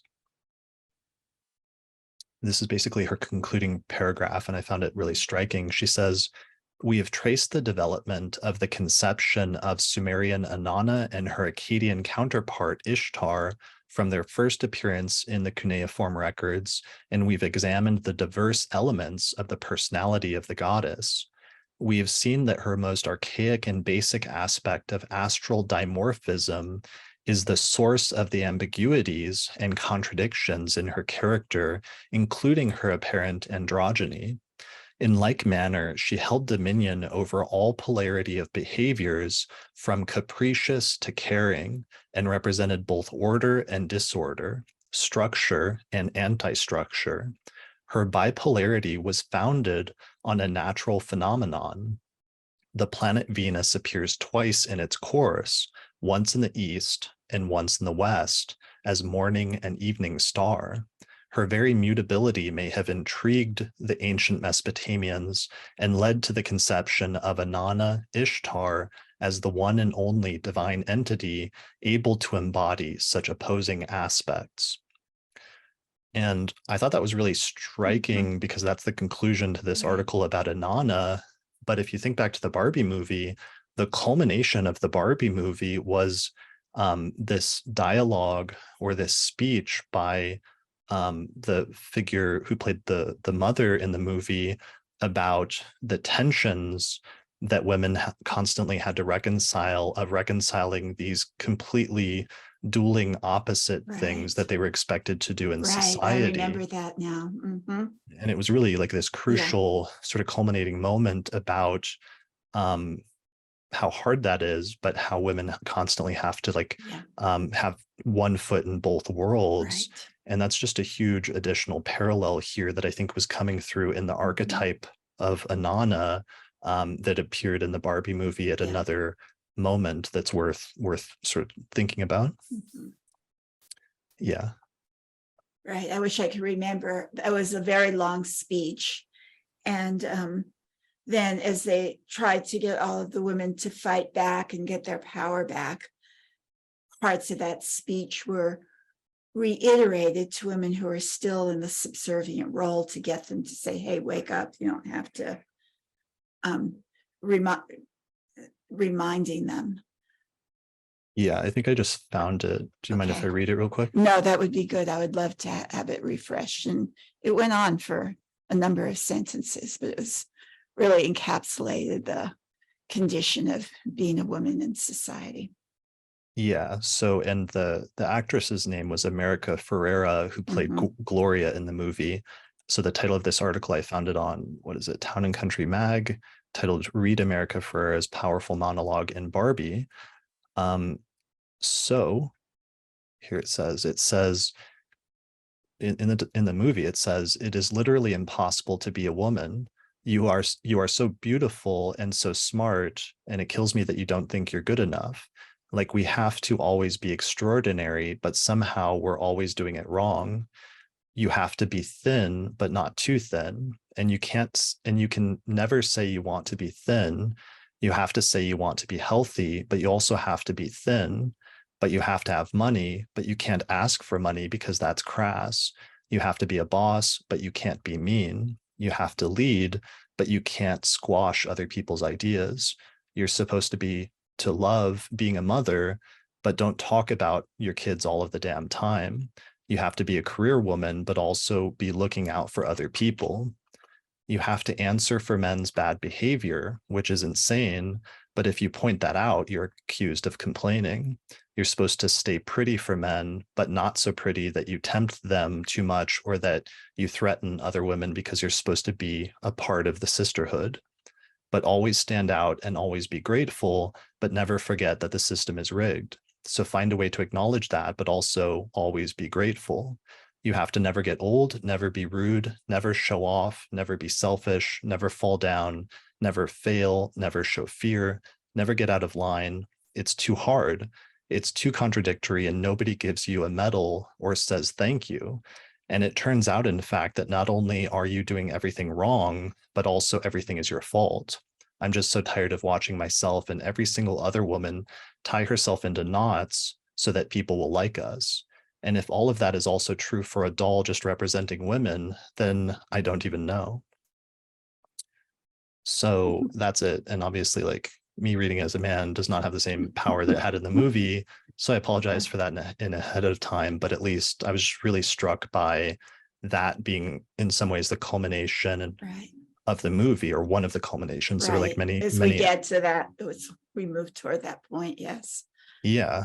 And just that this other Mesopotamian scholar, that's literally the main thing that she focused on in Inanna, and how she concluded her article talking about the contradictions of the goddess. Mhm. And yeah, and that we see some of this tied in with the basic astronomical difference of that morning star versus Mhm. evening star phase of Venus, and her in that trying to reconcile those two opposing realms.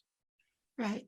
And always like the integration of opposites, dark and light, the yin and the yang, and the wholeness. And so Inanna represents the wholeness, and within her contains the polarities that are continually in flux and moving back and forth.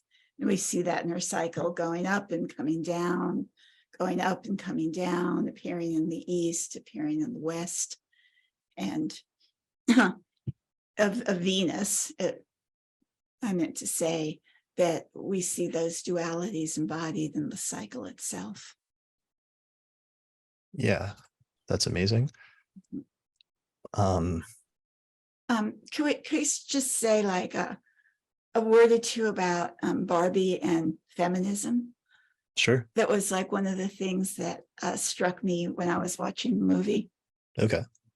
And I was probably 13 when Barbie came out, so I wasn't 9 and 10 playing with Barbies, but I did play with them being older with younger children. So I had the Barbie experience of dressing the dolls up and parading them out with younger children that I was caring for and being a mother of. Right, because you kind of like Barbie came out in 59, 59, and I was 13 then, so I was just like.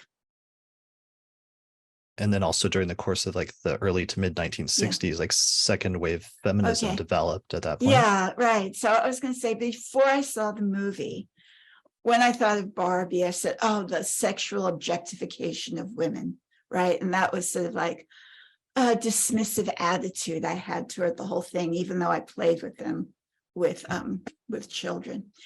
And then in the course of the movie, they say, but wait a second, like Barbie sparked feminism. And the movie started out with all the little girls playing on the beach with their baby dolls, right? And I remember like, being 7 and having like tiny tears, like, and feeding it with a bottle and then squeezing out and changing diapers. And I would do that for hours at a time. And so the little girls, the models they were given of what they could be was as mothers. And this was all the role modeling, the playing that was culturally permissible and was the consensus. And then when they said in the movie, but hey, we gave like, Barbie the president, and Barbie the lawyer, and Barbie the athlete, and, Barbie the doctor. And Barbie presented young girls with multiple different roles that they could aspire to. And Barbie herself, like, didn't want to be a mother and have children because she wanted to develop her own identity and career. And so Barbie came out in 1959, and the early 60s was the very first beginnings of feminism. By 1963, Betty Friedan had published The Feminine Mystique. And, the question is this all there is for women of being a homemaker? And so it was almost as if on some level, Barbie was a foreshadowing of what would then quickly spark into a raging women's consciousness, liberation, feminist movement. And then Barbie ended. So Barbie began with the little girls playing with baby dolls. Barbie's last line was, "I'm going to see my gynecologist." And as I began to think about that, another groundbreaking book that came out in the beginnings of feminism was Our Bodies, Ourselves. And that has to do with women's reproductive health. And Barbie, who came into LA and announced that she didn't have a vagina, at the end of the movie, she's going to a gynecologist to have a examination, apparently. And Our Bodies, Ourselves said, have you women ever looked at your vagina? And most women had never even dreamed of holding up a mirror and looking down there.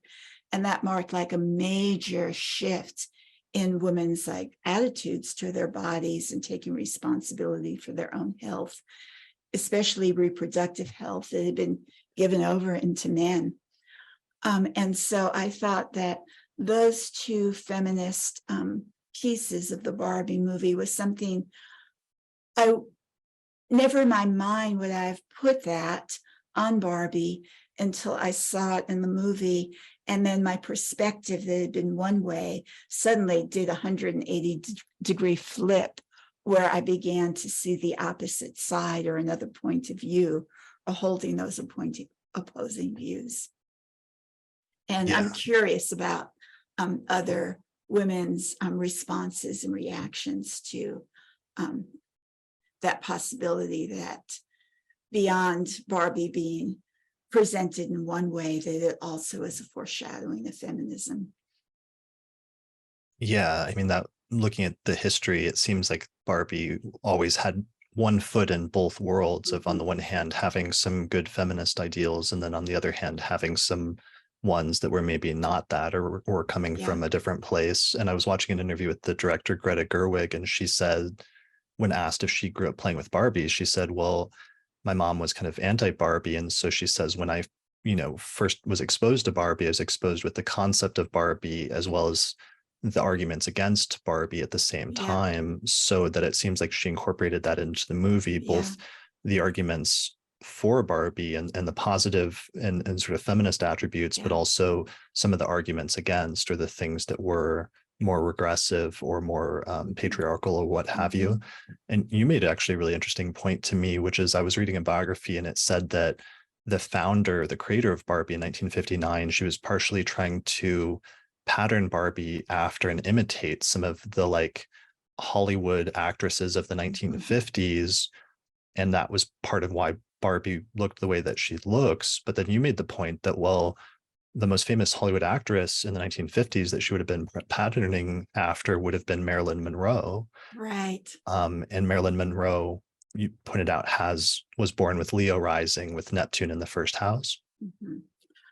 Right. And, Marilyn Monroe being, statuesque with those beautiful long legs and the totally blonde and the high perky breasts. It was almost as if Barbie was modeled after Marilyn Monroe's body type. And she was the penultimate symbol of the sex pod, or the sexual woman of the 1950s. So she was at her height. But then remember, we looked at the charts, and we had the chart for Barbie's release that had 9 Gemini rising.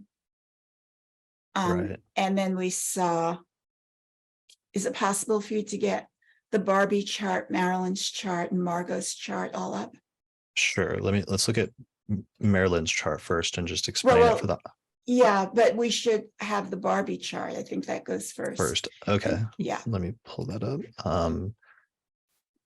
There it is, Barbie chart. And you actually, I didn't know there's a time, but you came up with a time for this, which is it's 10 a.m. Yeah, it's posted. That's when the toy show opened, at which the doll was first premiered and shown. And it's on astro.com. So it's March 9th, 1959 at 10 a.m. in Manhattan, New York, with Gemini rising. Right. So look at that 9 Gemini rising. And we can go back to this chart, but I just want to point something out here. So now let's go to Marilyn's chart. And look at her sun at 10 Gemini. So Marilyn's sun is conjunct the ascendant of Barbie, Wow. Okay. right? And then let's look at Margot Robbie's chart. There it is. Can you see this? I can. Okay. And Margot's Venus is at 8 Gemini. So there you have Barbie with like 9 Gemini rising. Margot's Venus is at 8, and Marilyn's sun is at 10. And they both connect in there of how you have Barbie, perhaps the image being based on Marilyn, and then Margot, who's portraying Barbie's, of her chart being linked to Barbie's chart and to Marilyn's chart. Like there's that triple intersection. Yeah, that's incredible. That's an incredible connection between them. Yeah. And then so I'm sure, just, I would love to see that expanded into more discussion, more words by someone. Yeah, well, and even just because I was looking for, because it was so striking that Venus stationed retrograde at 28 Leo, like the day the Barbie movie was released, I was looking for the the Leo connections, and was surprised that it wasn't as prominent in the actual Barbie chart. But then when you showed me Marilyn's chart, which is like a time chart, which has Leo rising, I thought that was really interesting and striking. And, one of the things that's interesting about 1959 is prior to 1959, all of the Venus retrogrades, they started in Virgo and they ended in Virgo. So Venus would like station retrograde in late Virgo, and then it would station direct in early Virgo. But in 1959, that was the very first year where Venus stationed retrograde in Virgo, but it stationed direct at 29 degrees of Leo. So it was the first Venus retrograde that dipped into Leo. And then that was the summer that Barbie became popular and took off. And then, of course, that's the connection, or the Leo connection, where in 2023, Venus stationed retrograde at 28 Leo, activating that exact same degree from the summer that Barbie became popular, which is also kind of close to Regulus. So there might be some kind of like Regulus connection as well. Yeah. The astrology software that we use and recommend here on the podcast is called SolarFire for Windows, which is available for the PC at alabe.com. Use the promo code AP15 to get a 15% discount. For Mac users, we recommend a software program called AstroGold for Mac OS, which is from the creators of SolarFire for PC, and it includes both modern and traditional techniques. You can find out more information at astrogold.io, and you can use the promo code AstroPodcast15 to get a 15% discount. All right, so we're back from a break, and one section that we wanted to talk about was these myths surrounding Inanna go back to like 4000 BCE, maybe 3000 BCE, and certainly some of the astrological connections may have already been in place by 2500 BCE or so. But then there's another important figure in the history of astrology that's actually tied in with Inanna's myth and story, which is this woman, this priestess who lived around 2300 BCE named Enheduanna. And she's really important because she's actually the first person in history that's recorded to have written poems and to written hymns and to sign her name to them as the author. So she's actually the earliest named writer in history, at least in terms of this tradition in the cuneiform tradition and in terms of other writing traditions west of there. Yeah, so she was Enheduanna, and what else do we know about her? So she was a priestess. She was the daughter of King Sargon. So she was a princess. She was a daughter of the king of the land. And he was the king of the Akkadians who had superseded the Sumerians. And she was a priestess. Let's talk about that Akkadian part more. because that's actually, puts it as a really important turning point in the history. Right. A really important transition from the Sumerian script to the Akkadian script.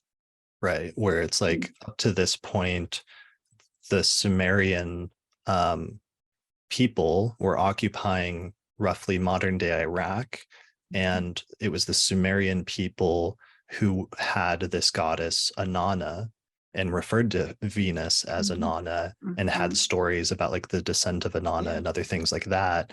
But then all of a sudden at this point, around 2300 BCE, there's this new king that comes along from the Akkadian Empire, or he sets up the Akkadian Empire, and Akkadian was a specific language.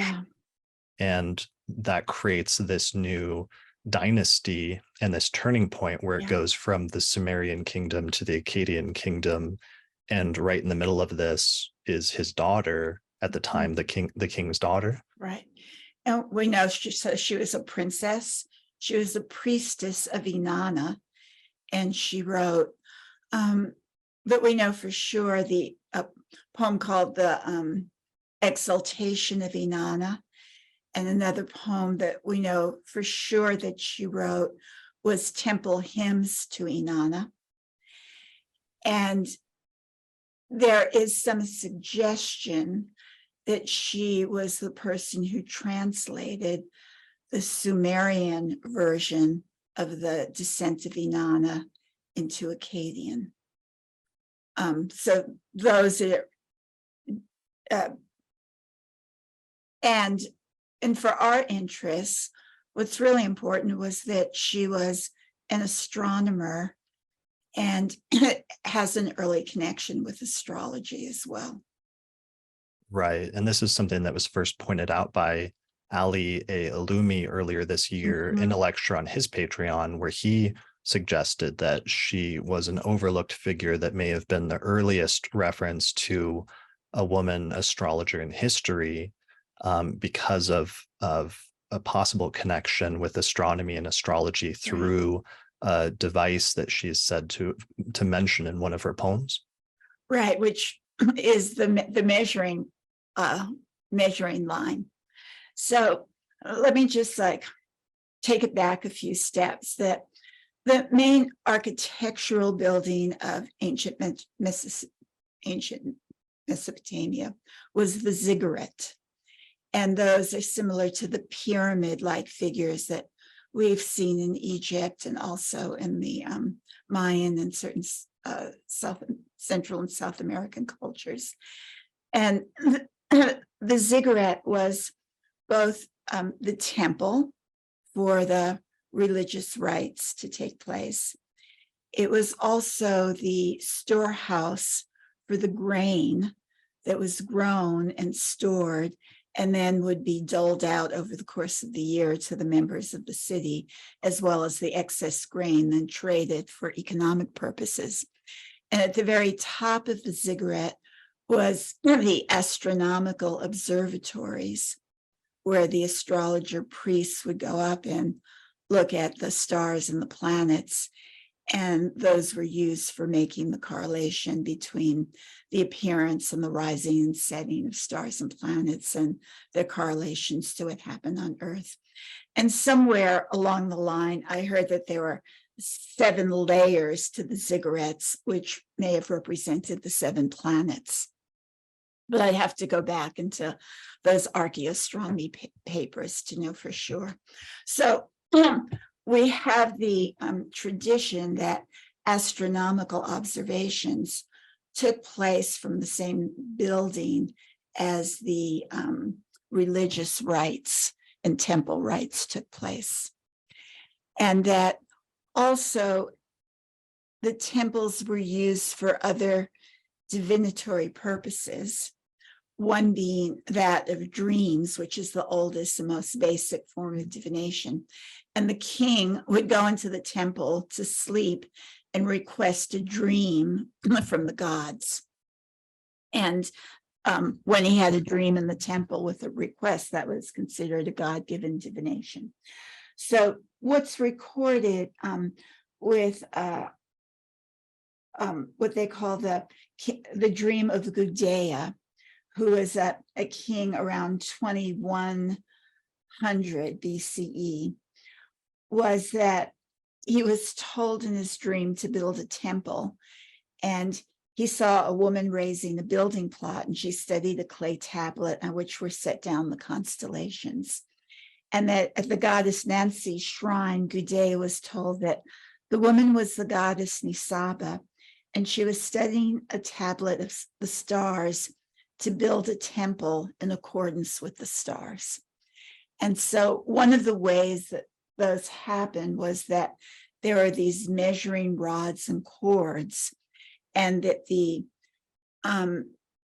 lines of the astronomical configurations between stars and their angles were then through these cords like sort of brought down to the earth and laid out as the lines to build temples in accordance with the stars. So in the research about Enheduanna, there's an early cuneiform tablet associated with her where it's written that the true woman who possesses exceeding wisdom, she consults a tablet of lapis lazuli. She gives advice to all the lands. She measures off the heavens. She places the measuring cords on the earth. And so this is suggestive that not only was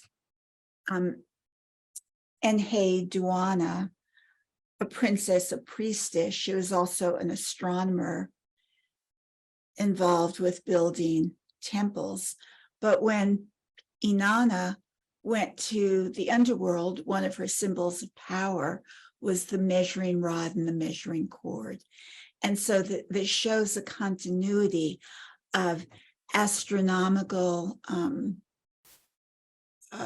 skill running from the goddess Inanna through one of her priestesses, Enheduanna, and that was also, that concept was in divine or divinatory dreams given to kings. And that sort of links the astronomy that was being practiced at that time. In this case, it's not only through a female lineage, but definitely a female lineage was one of those with the goddess and her priestess. Yeah, that seems really important. And there was some shift that was happening here between the Sumerian and Akkadian empires that I've seen like traces of references to, but I don't know enough about, where they almost seem to talk about this being a shift towards more of a patriarchal culture, possibly, or where maybe goddesses like Inanna were at a higher level in the earlier Sumerian culture. Do you know, like, is that true, or is that being overplayed? I don't really know. Okay, well, this is what I can say. One of the texts about Inanna was called Inanna and the Hulupu tree. And you mentioned this at the beginning of the podcast, but it could bear repeating that just like the Greek myths, different authors have different fragments of the story. And it's at some later point where collators take together the different fragments and string them together in a narrative. And then we have like the narrative takes place. But originally, the narrative may have existed in the oral telling, but to the extent it's written down is questionable. So anyway. But as separate stories, you mean that sometimes... Separate stories, right. So in Inanna and the Hulupu tree, which is a different set of cuneiform tablets, Inanna is sitting in her garden. And in the garden, in the center of the garden, is a tree. And at the top of the tree lives the zoo bird with its young. At the base of the tree, the serpent is coiled around it. And in the center of the tree, the dark maid Lilith lives. And then Gilgamesh, the Babylonian hero, marches into Inanna's garden he takes his axe and he cuts down the tree. The zoo bird flees. The serpent flees. Lilith flees to the desert where she's exiled. And Gilgamesh takes the trunk of the tree and builds his bed for Inanna out of it. And so one could read into that Inanna is ruling in her garden with all of the ancient goddess symbols were the bird and snake goddesses, the birds on their heads, the snakes coiled around them. The goddess nursing snakes at their breasts, that this was a very prominent form, motif in early Sumerian art. And Gilgamesh, who represents the Babylonians who superseded the Akkadians, who had in turn superseded the Sumerians, comes and he chops down Inanna's tree, and he then takes over power. So that can be one interpretation of a shift from a predominantly goddess-centered culture to one of the diminution of the goddess to more of a patriarchal-centered culture. And there can be other interpretations, but that's one of them that some people who have put forth that theory will look to as being primary source evidence. Okay. Yeah, I was thinking more of just some traces of scholars talking about how the goddess Inanna was treated differently, apparently in the Sumerian culture versus in the Akkadian culture in different, sometimes subtle ways. Yeah. But it's possibly suggested of something. Yeah, Gilgamesh becoming the new hero is definitely the sign of that, what that something else was, as it's recorded in myth. So because in the Sumerian version, it's like Inanna wants to build out of the tree her bridal bed because she wants to get married and become a woman and do the things necessary for that with the bed. And she asks different gods to do it and they won't. So she finds Gilgamesh, who's like a low level character, and then he does what she wants, and then it's really her story, but elsewhere it becomes Gilgamesh's story. Yeah, it's in the preamble to the Epic of Gilgamesh is where this story is now put. Whether that's where it was when they uncovered the tablets, I don't know, or if that's where scholars decided to put that story, was to the preamble of Gilgamesh. But Gilgamesh is some centuries later than the Sumerians, where Inanna was originally elevated. Then Inanna became melded with the Babylonian Ishtar, even though they had different qualities. They were sort of smashed together, and Ishtar was then associated with Venus. And then as the culture moved north to the Assyrians and Syria, that goddess of love associated with that planet was Astarte, that was worshipped in Phoenicia, Canaan, northern Syria, that then became linked with Aphrodite as the Phoenician culture was brought to Crete and the port cities of Greece. So that there's a continuous line between Inanna, Ishtar, Inanna in Sumeria, Ishtar in Babylonia, Astarte in Syria with the Assyrians, and Aphrodite in Canaan and Phoenicia as she arrives, particularly in Corinth in Greece, and then Cyprus as well. And each one of these goddesses was a goddess of love, and that was associated with the planet that we call Venus. Okay, that's a really important point, because that brings up the point that in the Greek astrological tradition, they didn't start apparently associating the goddess Aphrodite, which existed for a long time. They didn't start calling the planet Venus Aphrodite until about 400 BCE, whereas there was this very long tradition in Mesopotamia prior to that that associated the goddess Inanna with the planet Venus that goes back to like 2000, 3000 BCE, long before the Greek tradition. And then what happened in 400 BCE, around the time of Plato, is that some unknown Greek authors deliberately tried to pick specific gods in the Greek pantheon in order to associate those gods with the Mesopotamian gods that the planets were named after. Right. And so there was this deliberate attempt to link those two traditions, but it meant that it was based on or is predicated on the much earlier Mesopotamian tradition. Absolutely. And again, some of the stories are similar, like the planet that the Greeks called the Star of Hermes, which we know as Mercury, was associated with the Mesopotamian god Sin, who was, not Sin, Nabu, who is the god of scribes. Okay, so we have Mercury writing, Nabu being the scribal tradition. It's like, oh yeah, we have a god that's associated with letters and numbers and writing and communication. And the Babylonian god Marduk, who is the king of the gods, who had a council of gods, who slayed the dragon Tiamat, who wielded the thunderbolt. The Greeks said, oh yeah, we've got one of those. That's Zeus. We'll call that the star, the star of Zeus, Jupiter, who likewise battled with the dragon and had a council of gods and gave decrees and wielded the thunderbolt.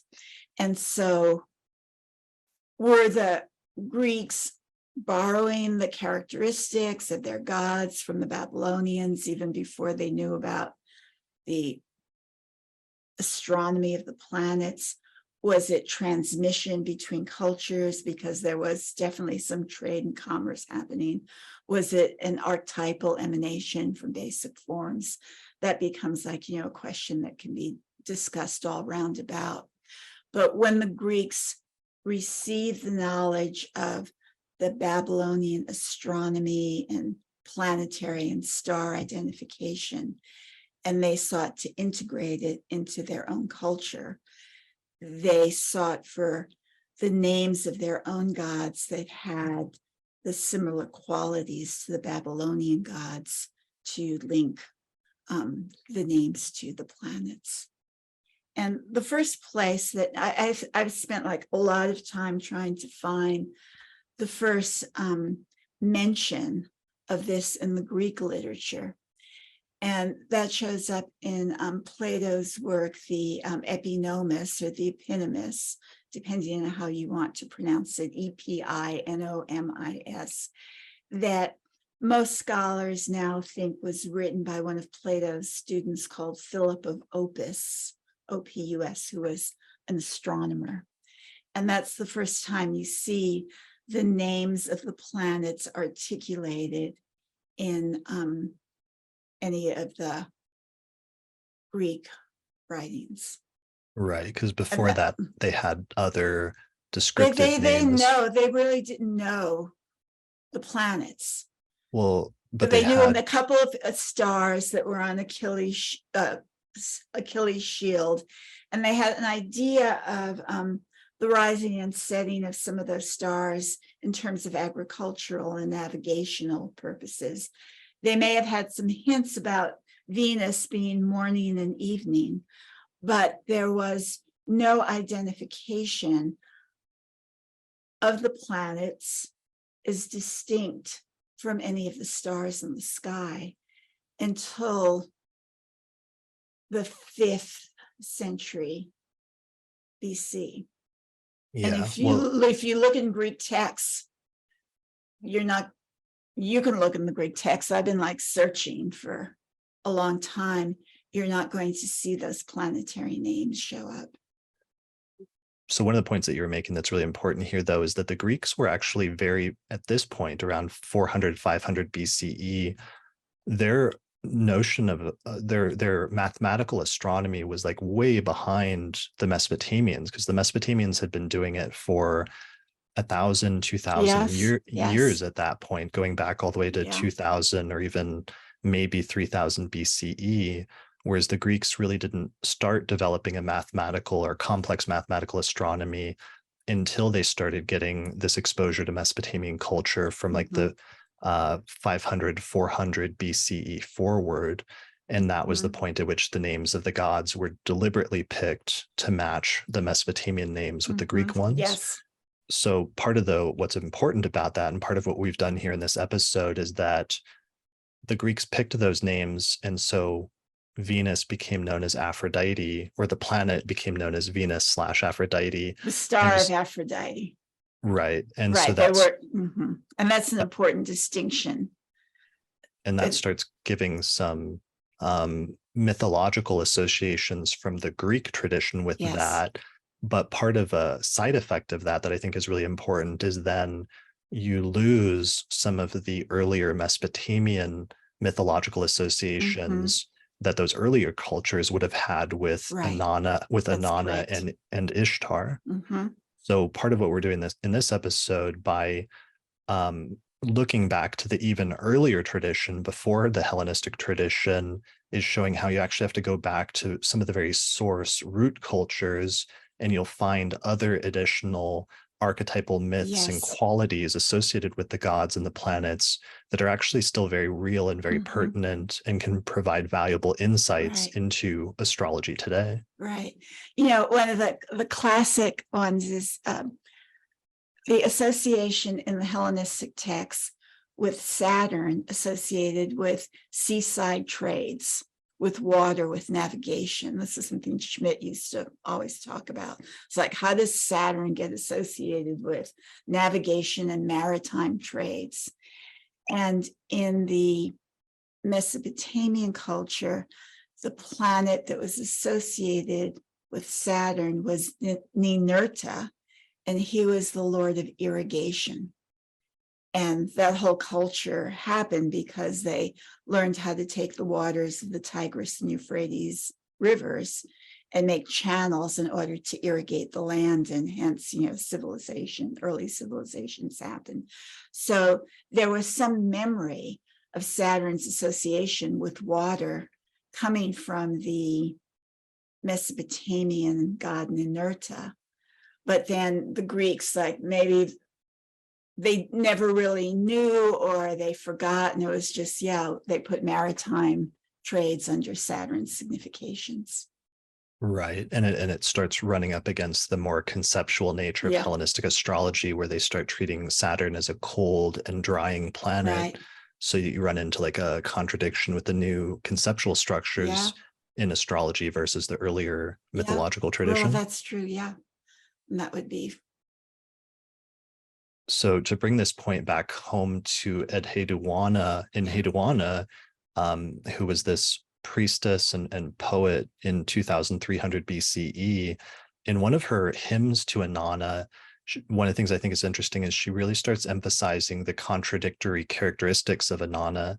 And I just wanted to read one passage really quickly from a book titled Inanna, Lady of the Largest Heart by Betty de Chong Meter, who's written actually 2 books on Inanna. This is one of, or on Enheduanna, and this is one of them. And there's another one that's actually even more extensive. But here's part of the passage of one of the hymns where she says, "Mistress, you outclass in Lil and On, your praiseworthy path shows forth. Without you, there is no fate fixed. Without you is no keen counsel arrived." Oh, interesting.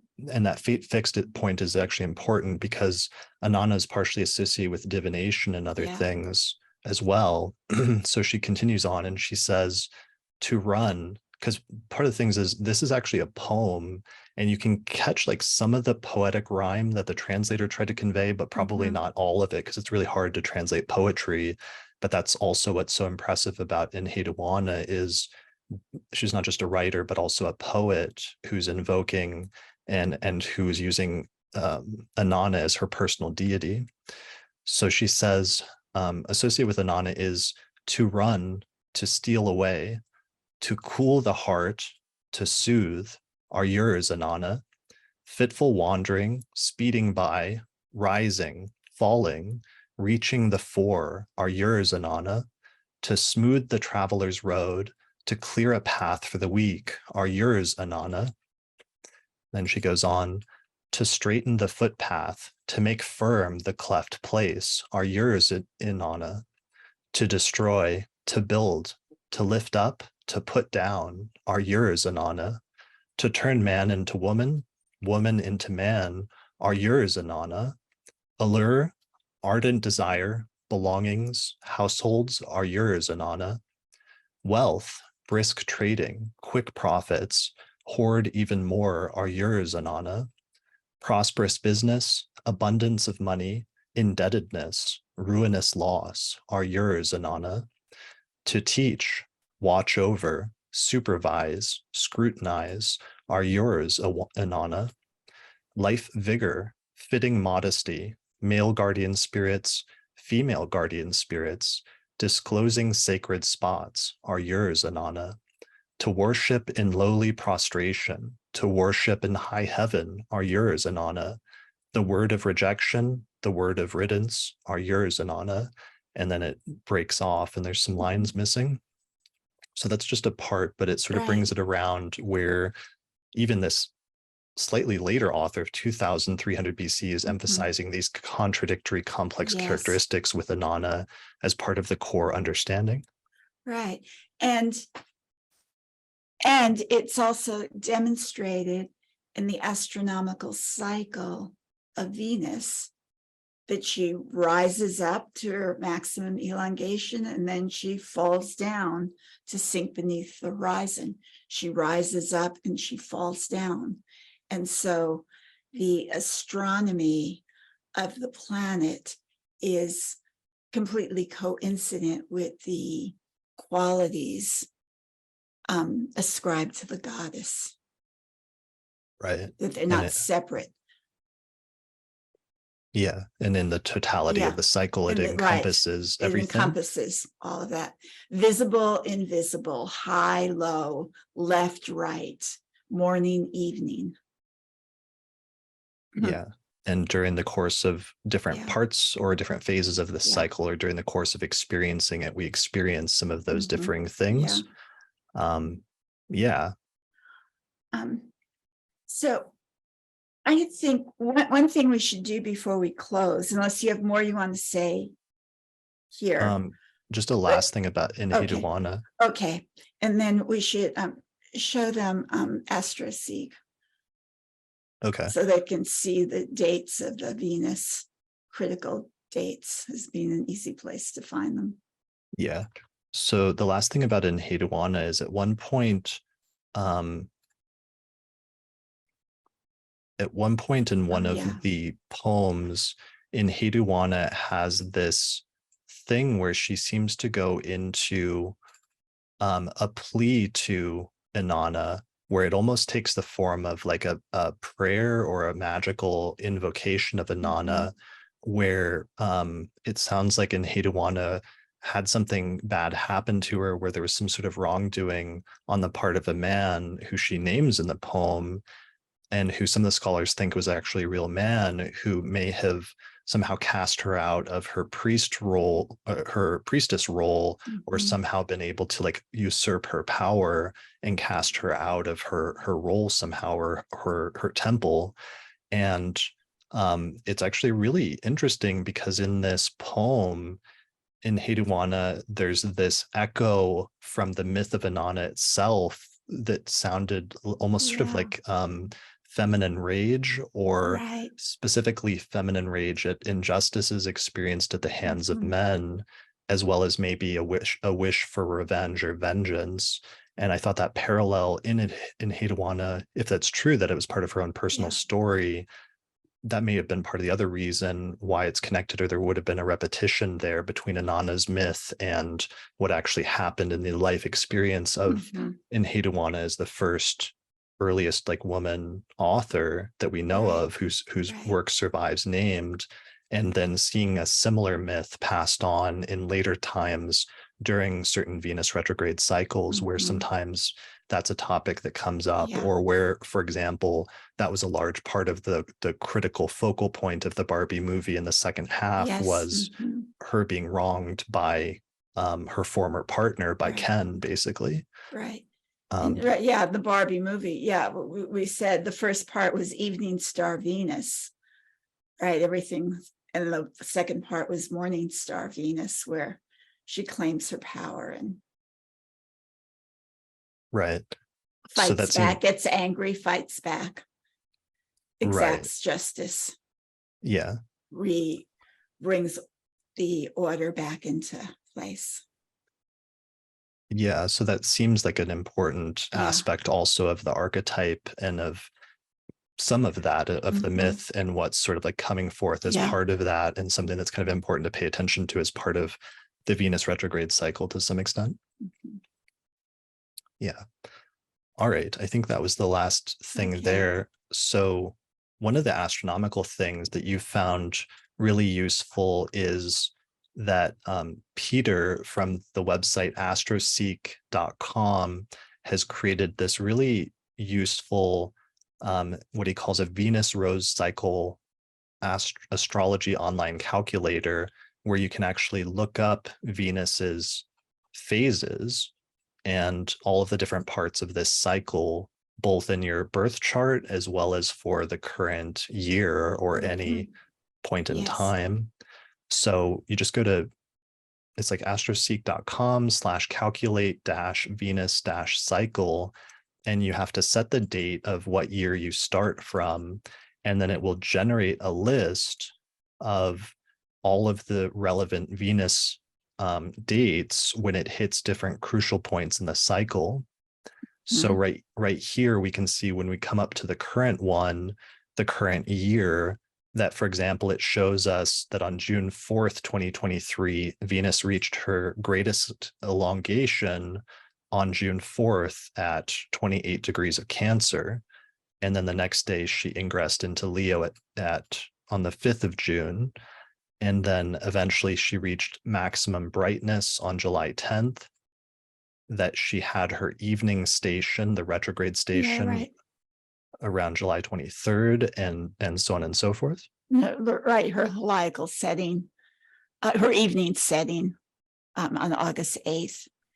And then in order, and then because the interior conjunction or inferior conjunction happens on August 13th here, the very last, the very bottom, the last entry, Here all it the way is. down, scroll all the way down. Well, I just recalculated it for Oh, 2023. you just did it. Okay. So Okay. now it's And then the morning rise happens on August 17th, the greatest elongation on October 23rd. Before that, you have the morning station on September 4th. So you can go and you can track the cycle, not only for the current year, but you can put in your own birth year. And by just running your finger along the dates to find your birthday and seeing which of these critical points was before and after, of being able to find where on that cycle you were. And one of the things, teachings that I did probably in the 90s, maybe the early 2000s, when I was doing this teaching, was suggesting that whatever natal Venus phase you are, you have a particular resonance with Inanna's situation at that corresponding point in her story. And so I would just ask you all to, for those of you who are interested, to research that, and then to be able to communicate, like, does that speak, can you relate to that? And I'd be curious to know. It was like workshop work I was doing in the past that I probably haven't for quite a few years now, but I'm glad Chris remembered I gave this talk right in 2005 or something. So we dug out all of the notes on that, and we've got here in the last week. Yeah, well, I just remember it because you gave it in like early 2005, and I had just started learning Hellenistic astrology and getting into ancient astrology. And then I was living in Seattle, going to Kepler, and I saw you come and give this lecture in Seattle for the local astrology group there, and I just loved the lecture and was really struck by it. And also that was, yeah, part of some of the timing of when I ended up going to Project Hindsight happened after that. But so what you're saying with this is that people should use that table on AstroSeek and then find their birth date and then look at what the previous and the date leading up to that astronomical event is for Venus, and what the next important was after that, and figure out where they were born in between two of the points in the cycle. And then that'll be their natal signature. Right. And then to see if they can relate to the Inanna story at that particular point. Like are you like moving toward 2? Are you at the maximum elongation as an evening star? Do you hear the first calls of descent? Are you like in the underworld, being totally in pain and anguish? Are you suffering at the 0 and mourning the absence of your lover at the other point? And so see if like you found that you have a life and you go through different spaces, but somehow, oh, I've been here before. Like, why is it that I always end up here?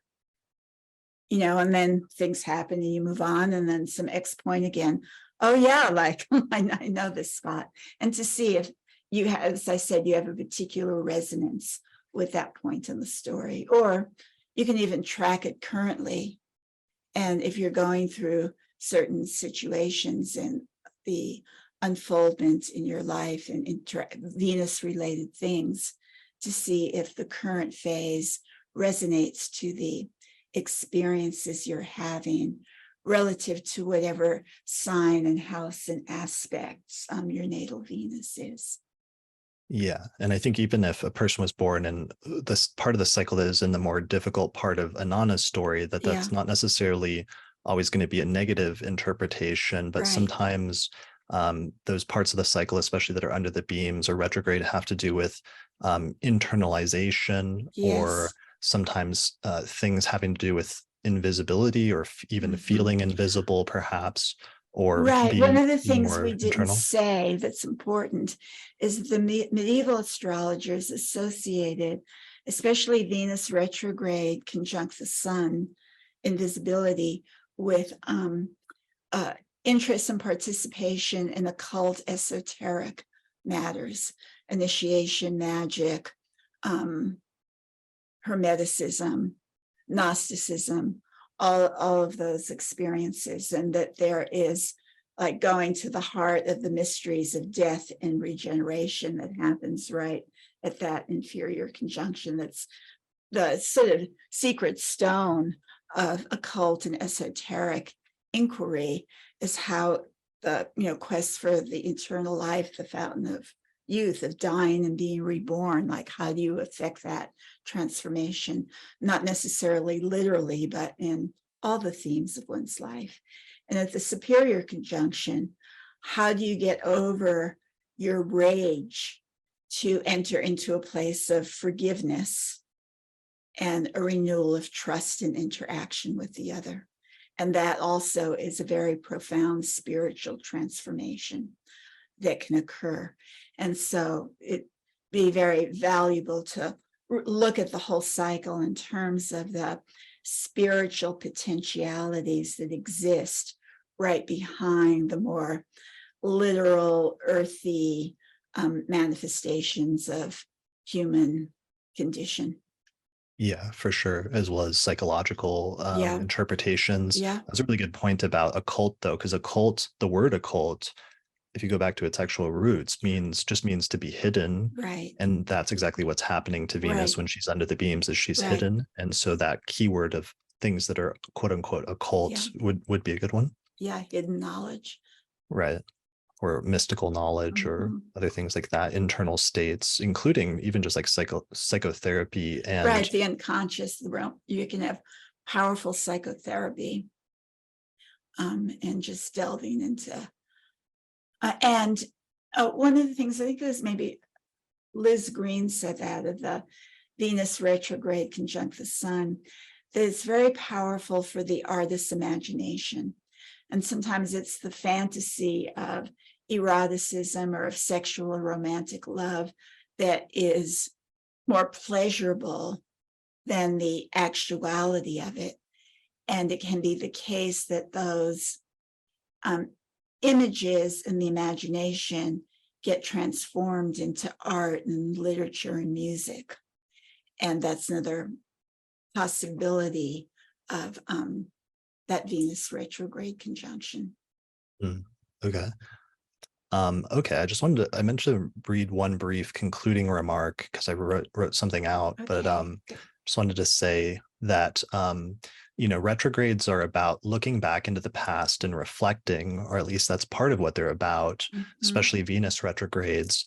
And in the same way that Enheduanna looked back and found things about the ancient story of Inanna that resonated with her present circumstances, we can also look back and learn from the stories of the past and use that to better understand the present and the future.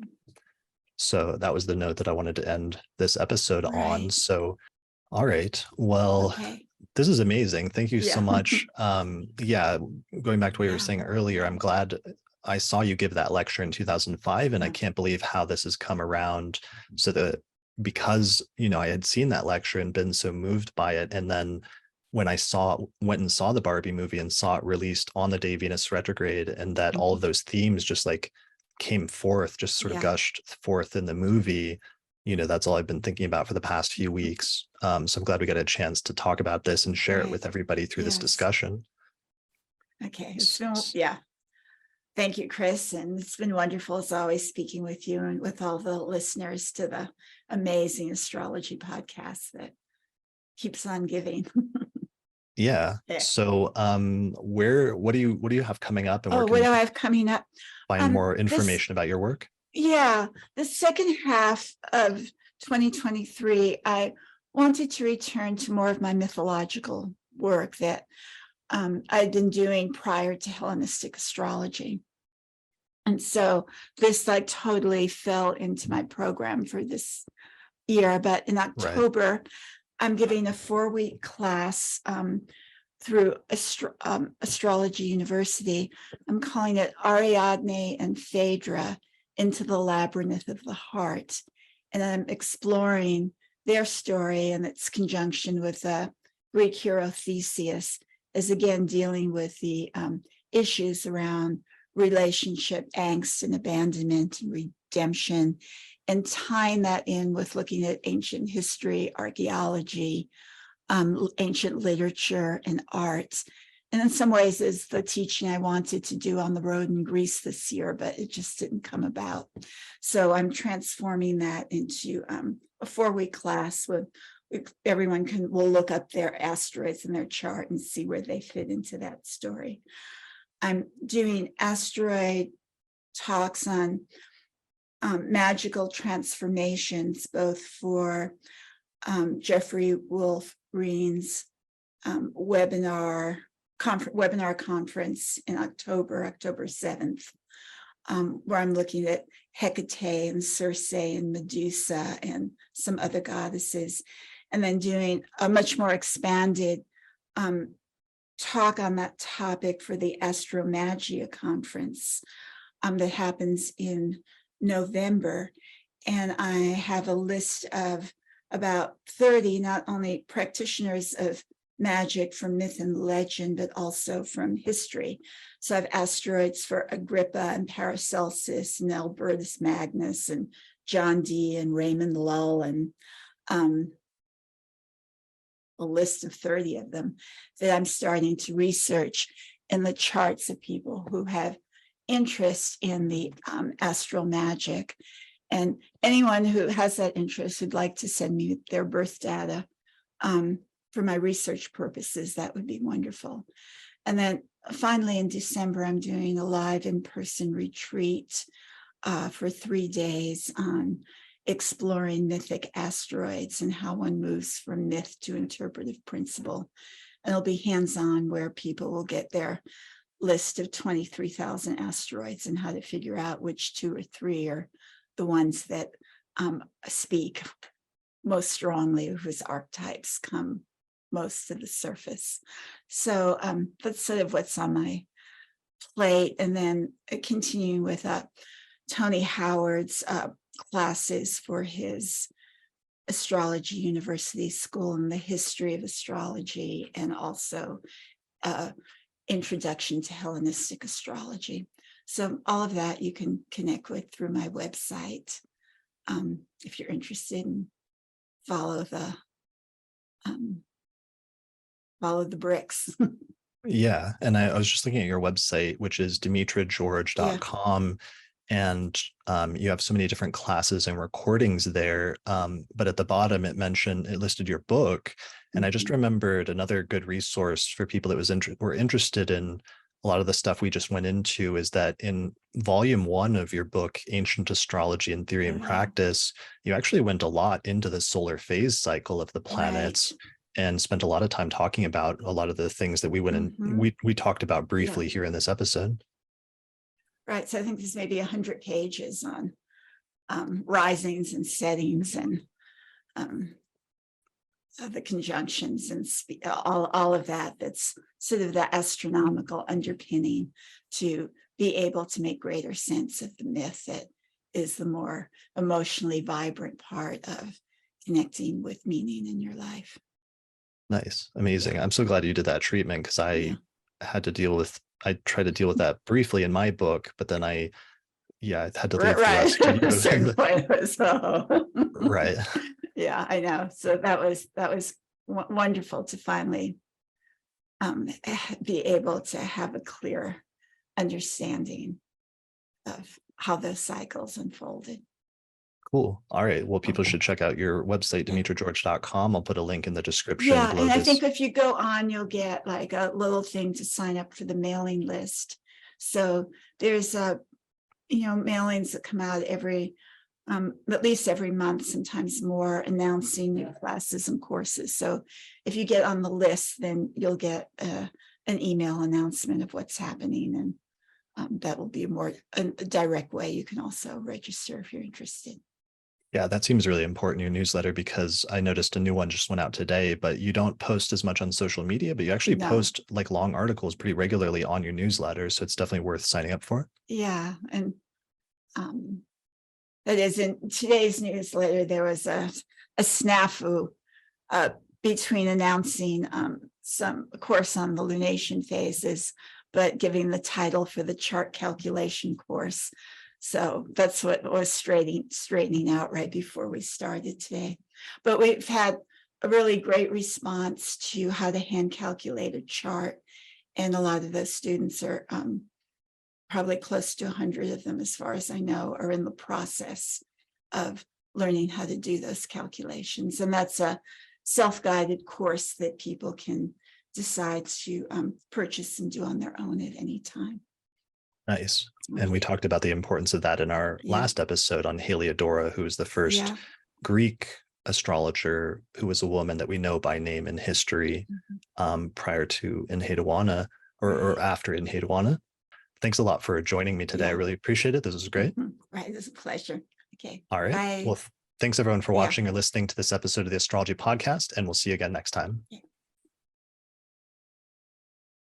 Special thanks to all the patrons that helped to support the production of this episode of the podcast through our page on patreon.com. In particular, shout out to the patrons on our producers tier, including Thomas Miller, Catherine Conroy, Christy Moe, Ariana Amour, Mandy Ray, Angelique Nambo, Issa Sabah, Jake Otero, Mimi Stargazer, and Jean-Marie Kaplan. If you appreciate the work I'm doing here on the podcast and you'd like to find a way to support it, then please consider becoming a patron through our page on patreon.com. In exchange, you can get access to bonus content that's only available to patrons of the podcast, such as early access to new episodes, the ability to attend the live recording of the monthly forecast episodes, our monthly auspicious elections podcast, or another exclusive podcast series called the Casual Astrology Podcast, or you can even get your name listed in the credits at the end of each episode.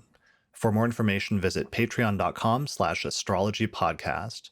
If you're looking to get an astrological consultation, we have a list of recommended astrologers at theastrologypodcast.com/consultations. The astrologers on the list are friends of the podcast that have been featured in different episodes over the years, and they have different specialties such as natal astrology, electional astrology, synastry, rectification, or horary astrology. You can get a 10% discount when you book a consultation with one of the astrologers on our list by using the promo code Astrology Podcast. The astrology software that we use and recommend here on the podcast is called Solar Fire for Windows, which is available for the PC at alabe.com. Use the promo code AP15 to get a 15% discount. For Mac users, we recommend a software program called AstroGold for Mac OS, which is from the creators of SolarFire for PC, and it includes both modern and traditional techniques. You can find out more information at astrogold.io, and you can use the promo code AstroPodcast15 to get a 15% discount. If you'd like to learn more about my approach to astrology, then I'd recommend checking out my book titled Hellenistic Astrology, The Study of Fate and Fortune, where I go over the history, philosophy, and techniques of ancient astrology, taking people from beginner up through intermediate and advanced techniques for reading birth charts. You can get a print copy of the book through Amazon or other online retailers, or there's an ebook version available through Google Books. If you're really looking to expand your studies of astrology, then I would recommend my Hellenistic Astrology course, which is an online course on ancient astrology, where I take people through basic concepts up through intermediate and advanced techniques for reading birth charts. There's over 100 hours of video lectures, as well as guided readings of ancient texts, and by the time you finish the course, you will have a strong foundation in how to read birth charts, as well as make predictions. You can find out more information at courses.theastrologyschool.com. And finally, thanks to our sponsors, including the Mountain Astrologer magazine, which is a quarterly astrology magazine, which you can read in print or online at mountainastrologer.com.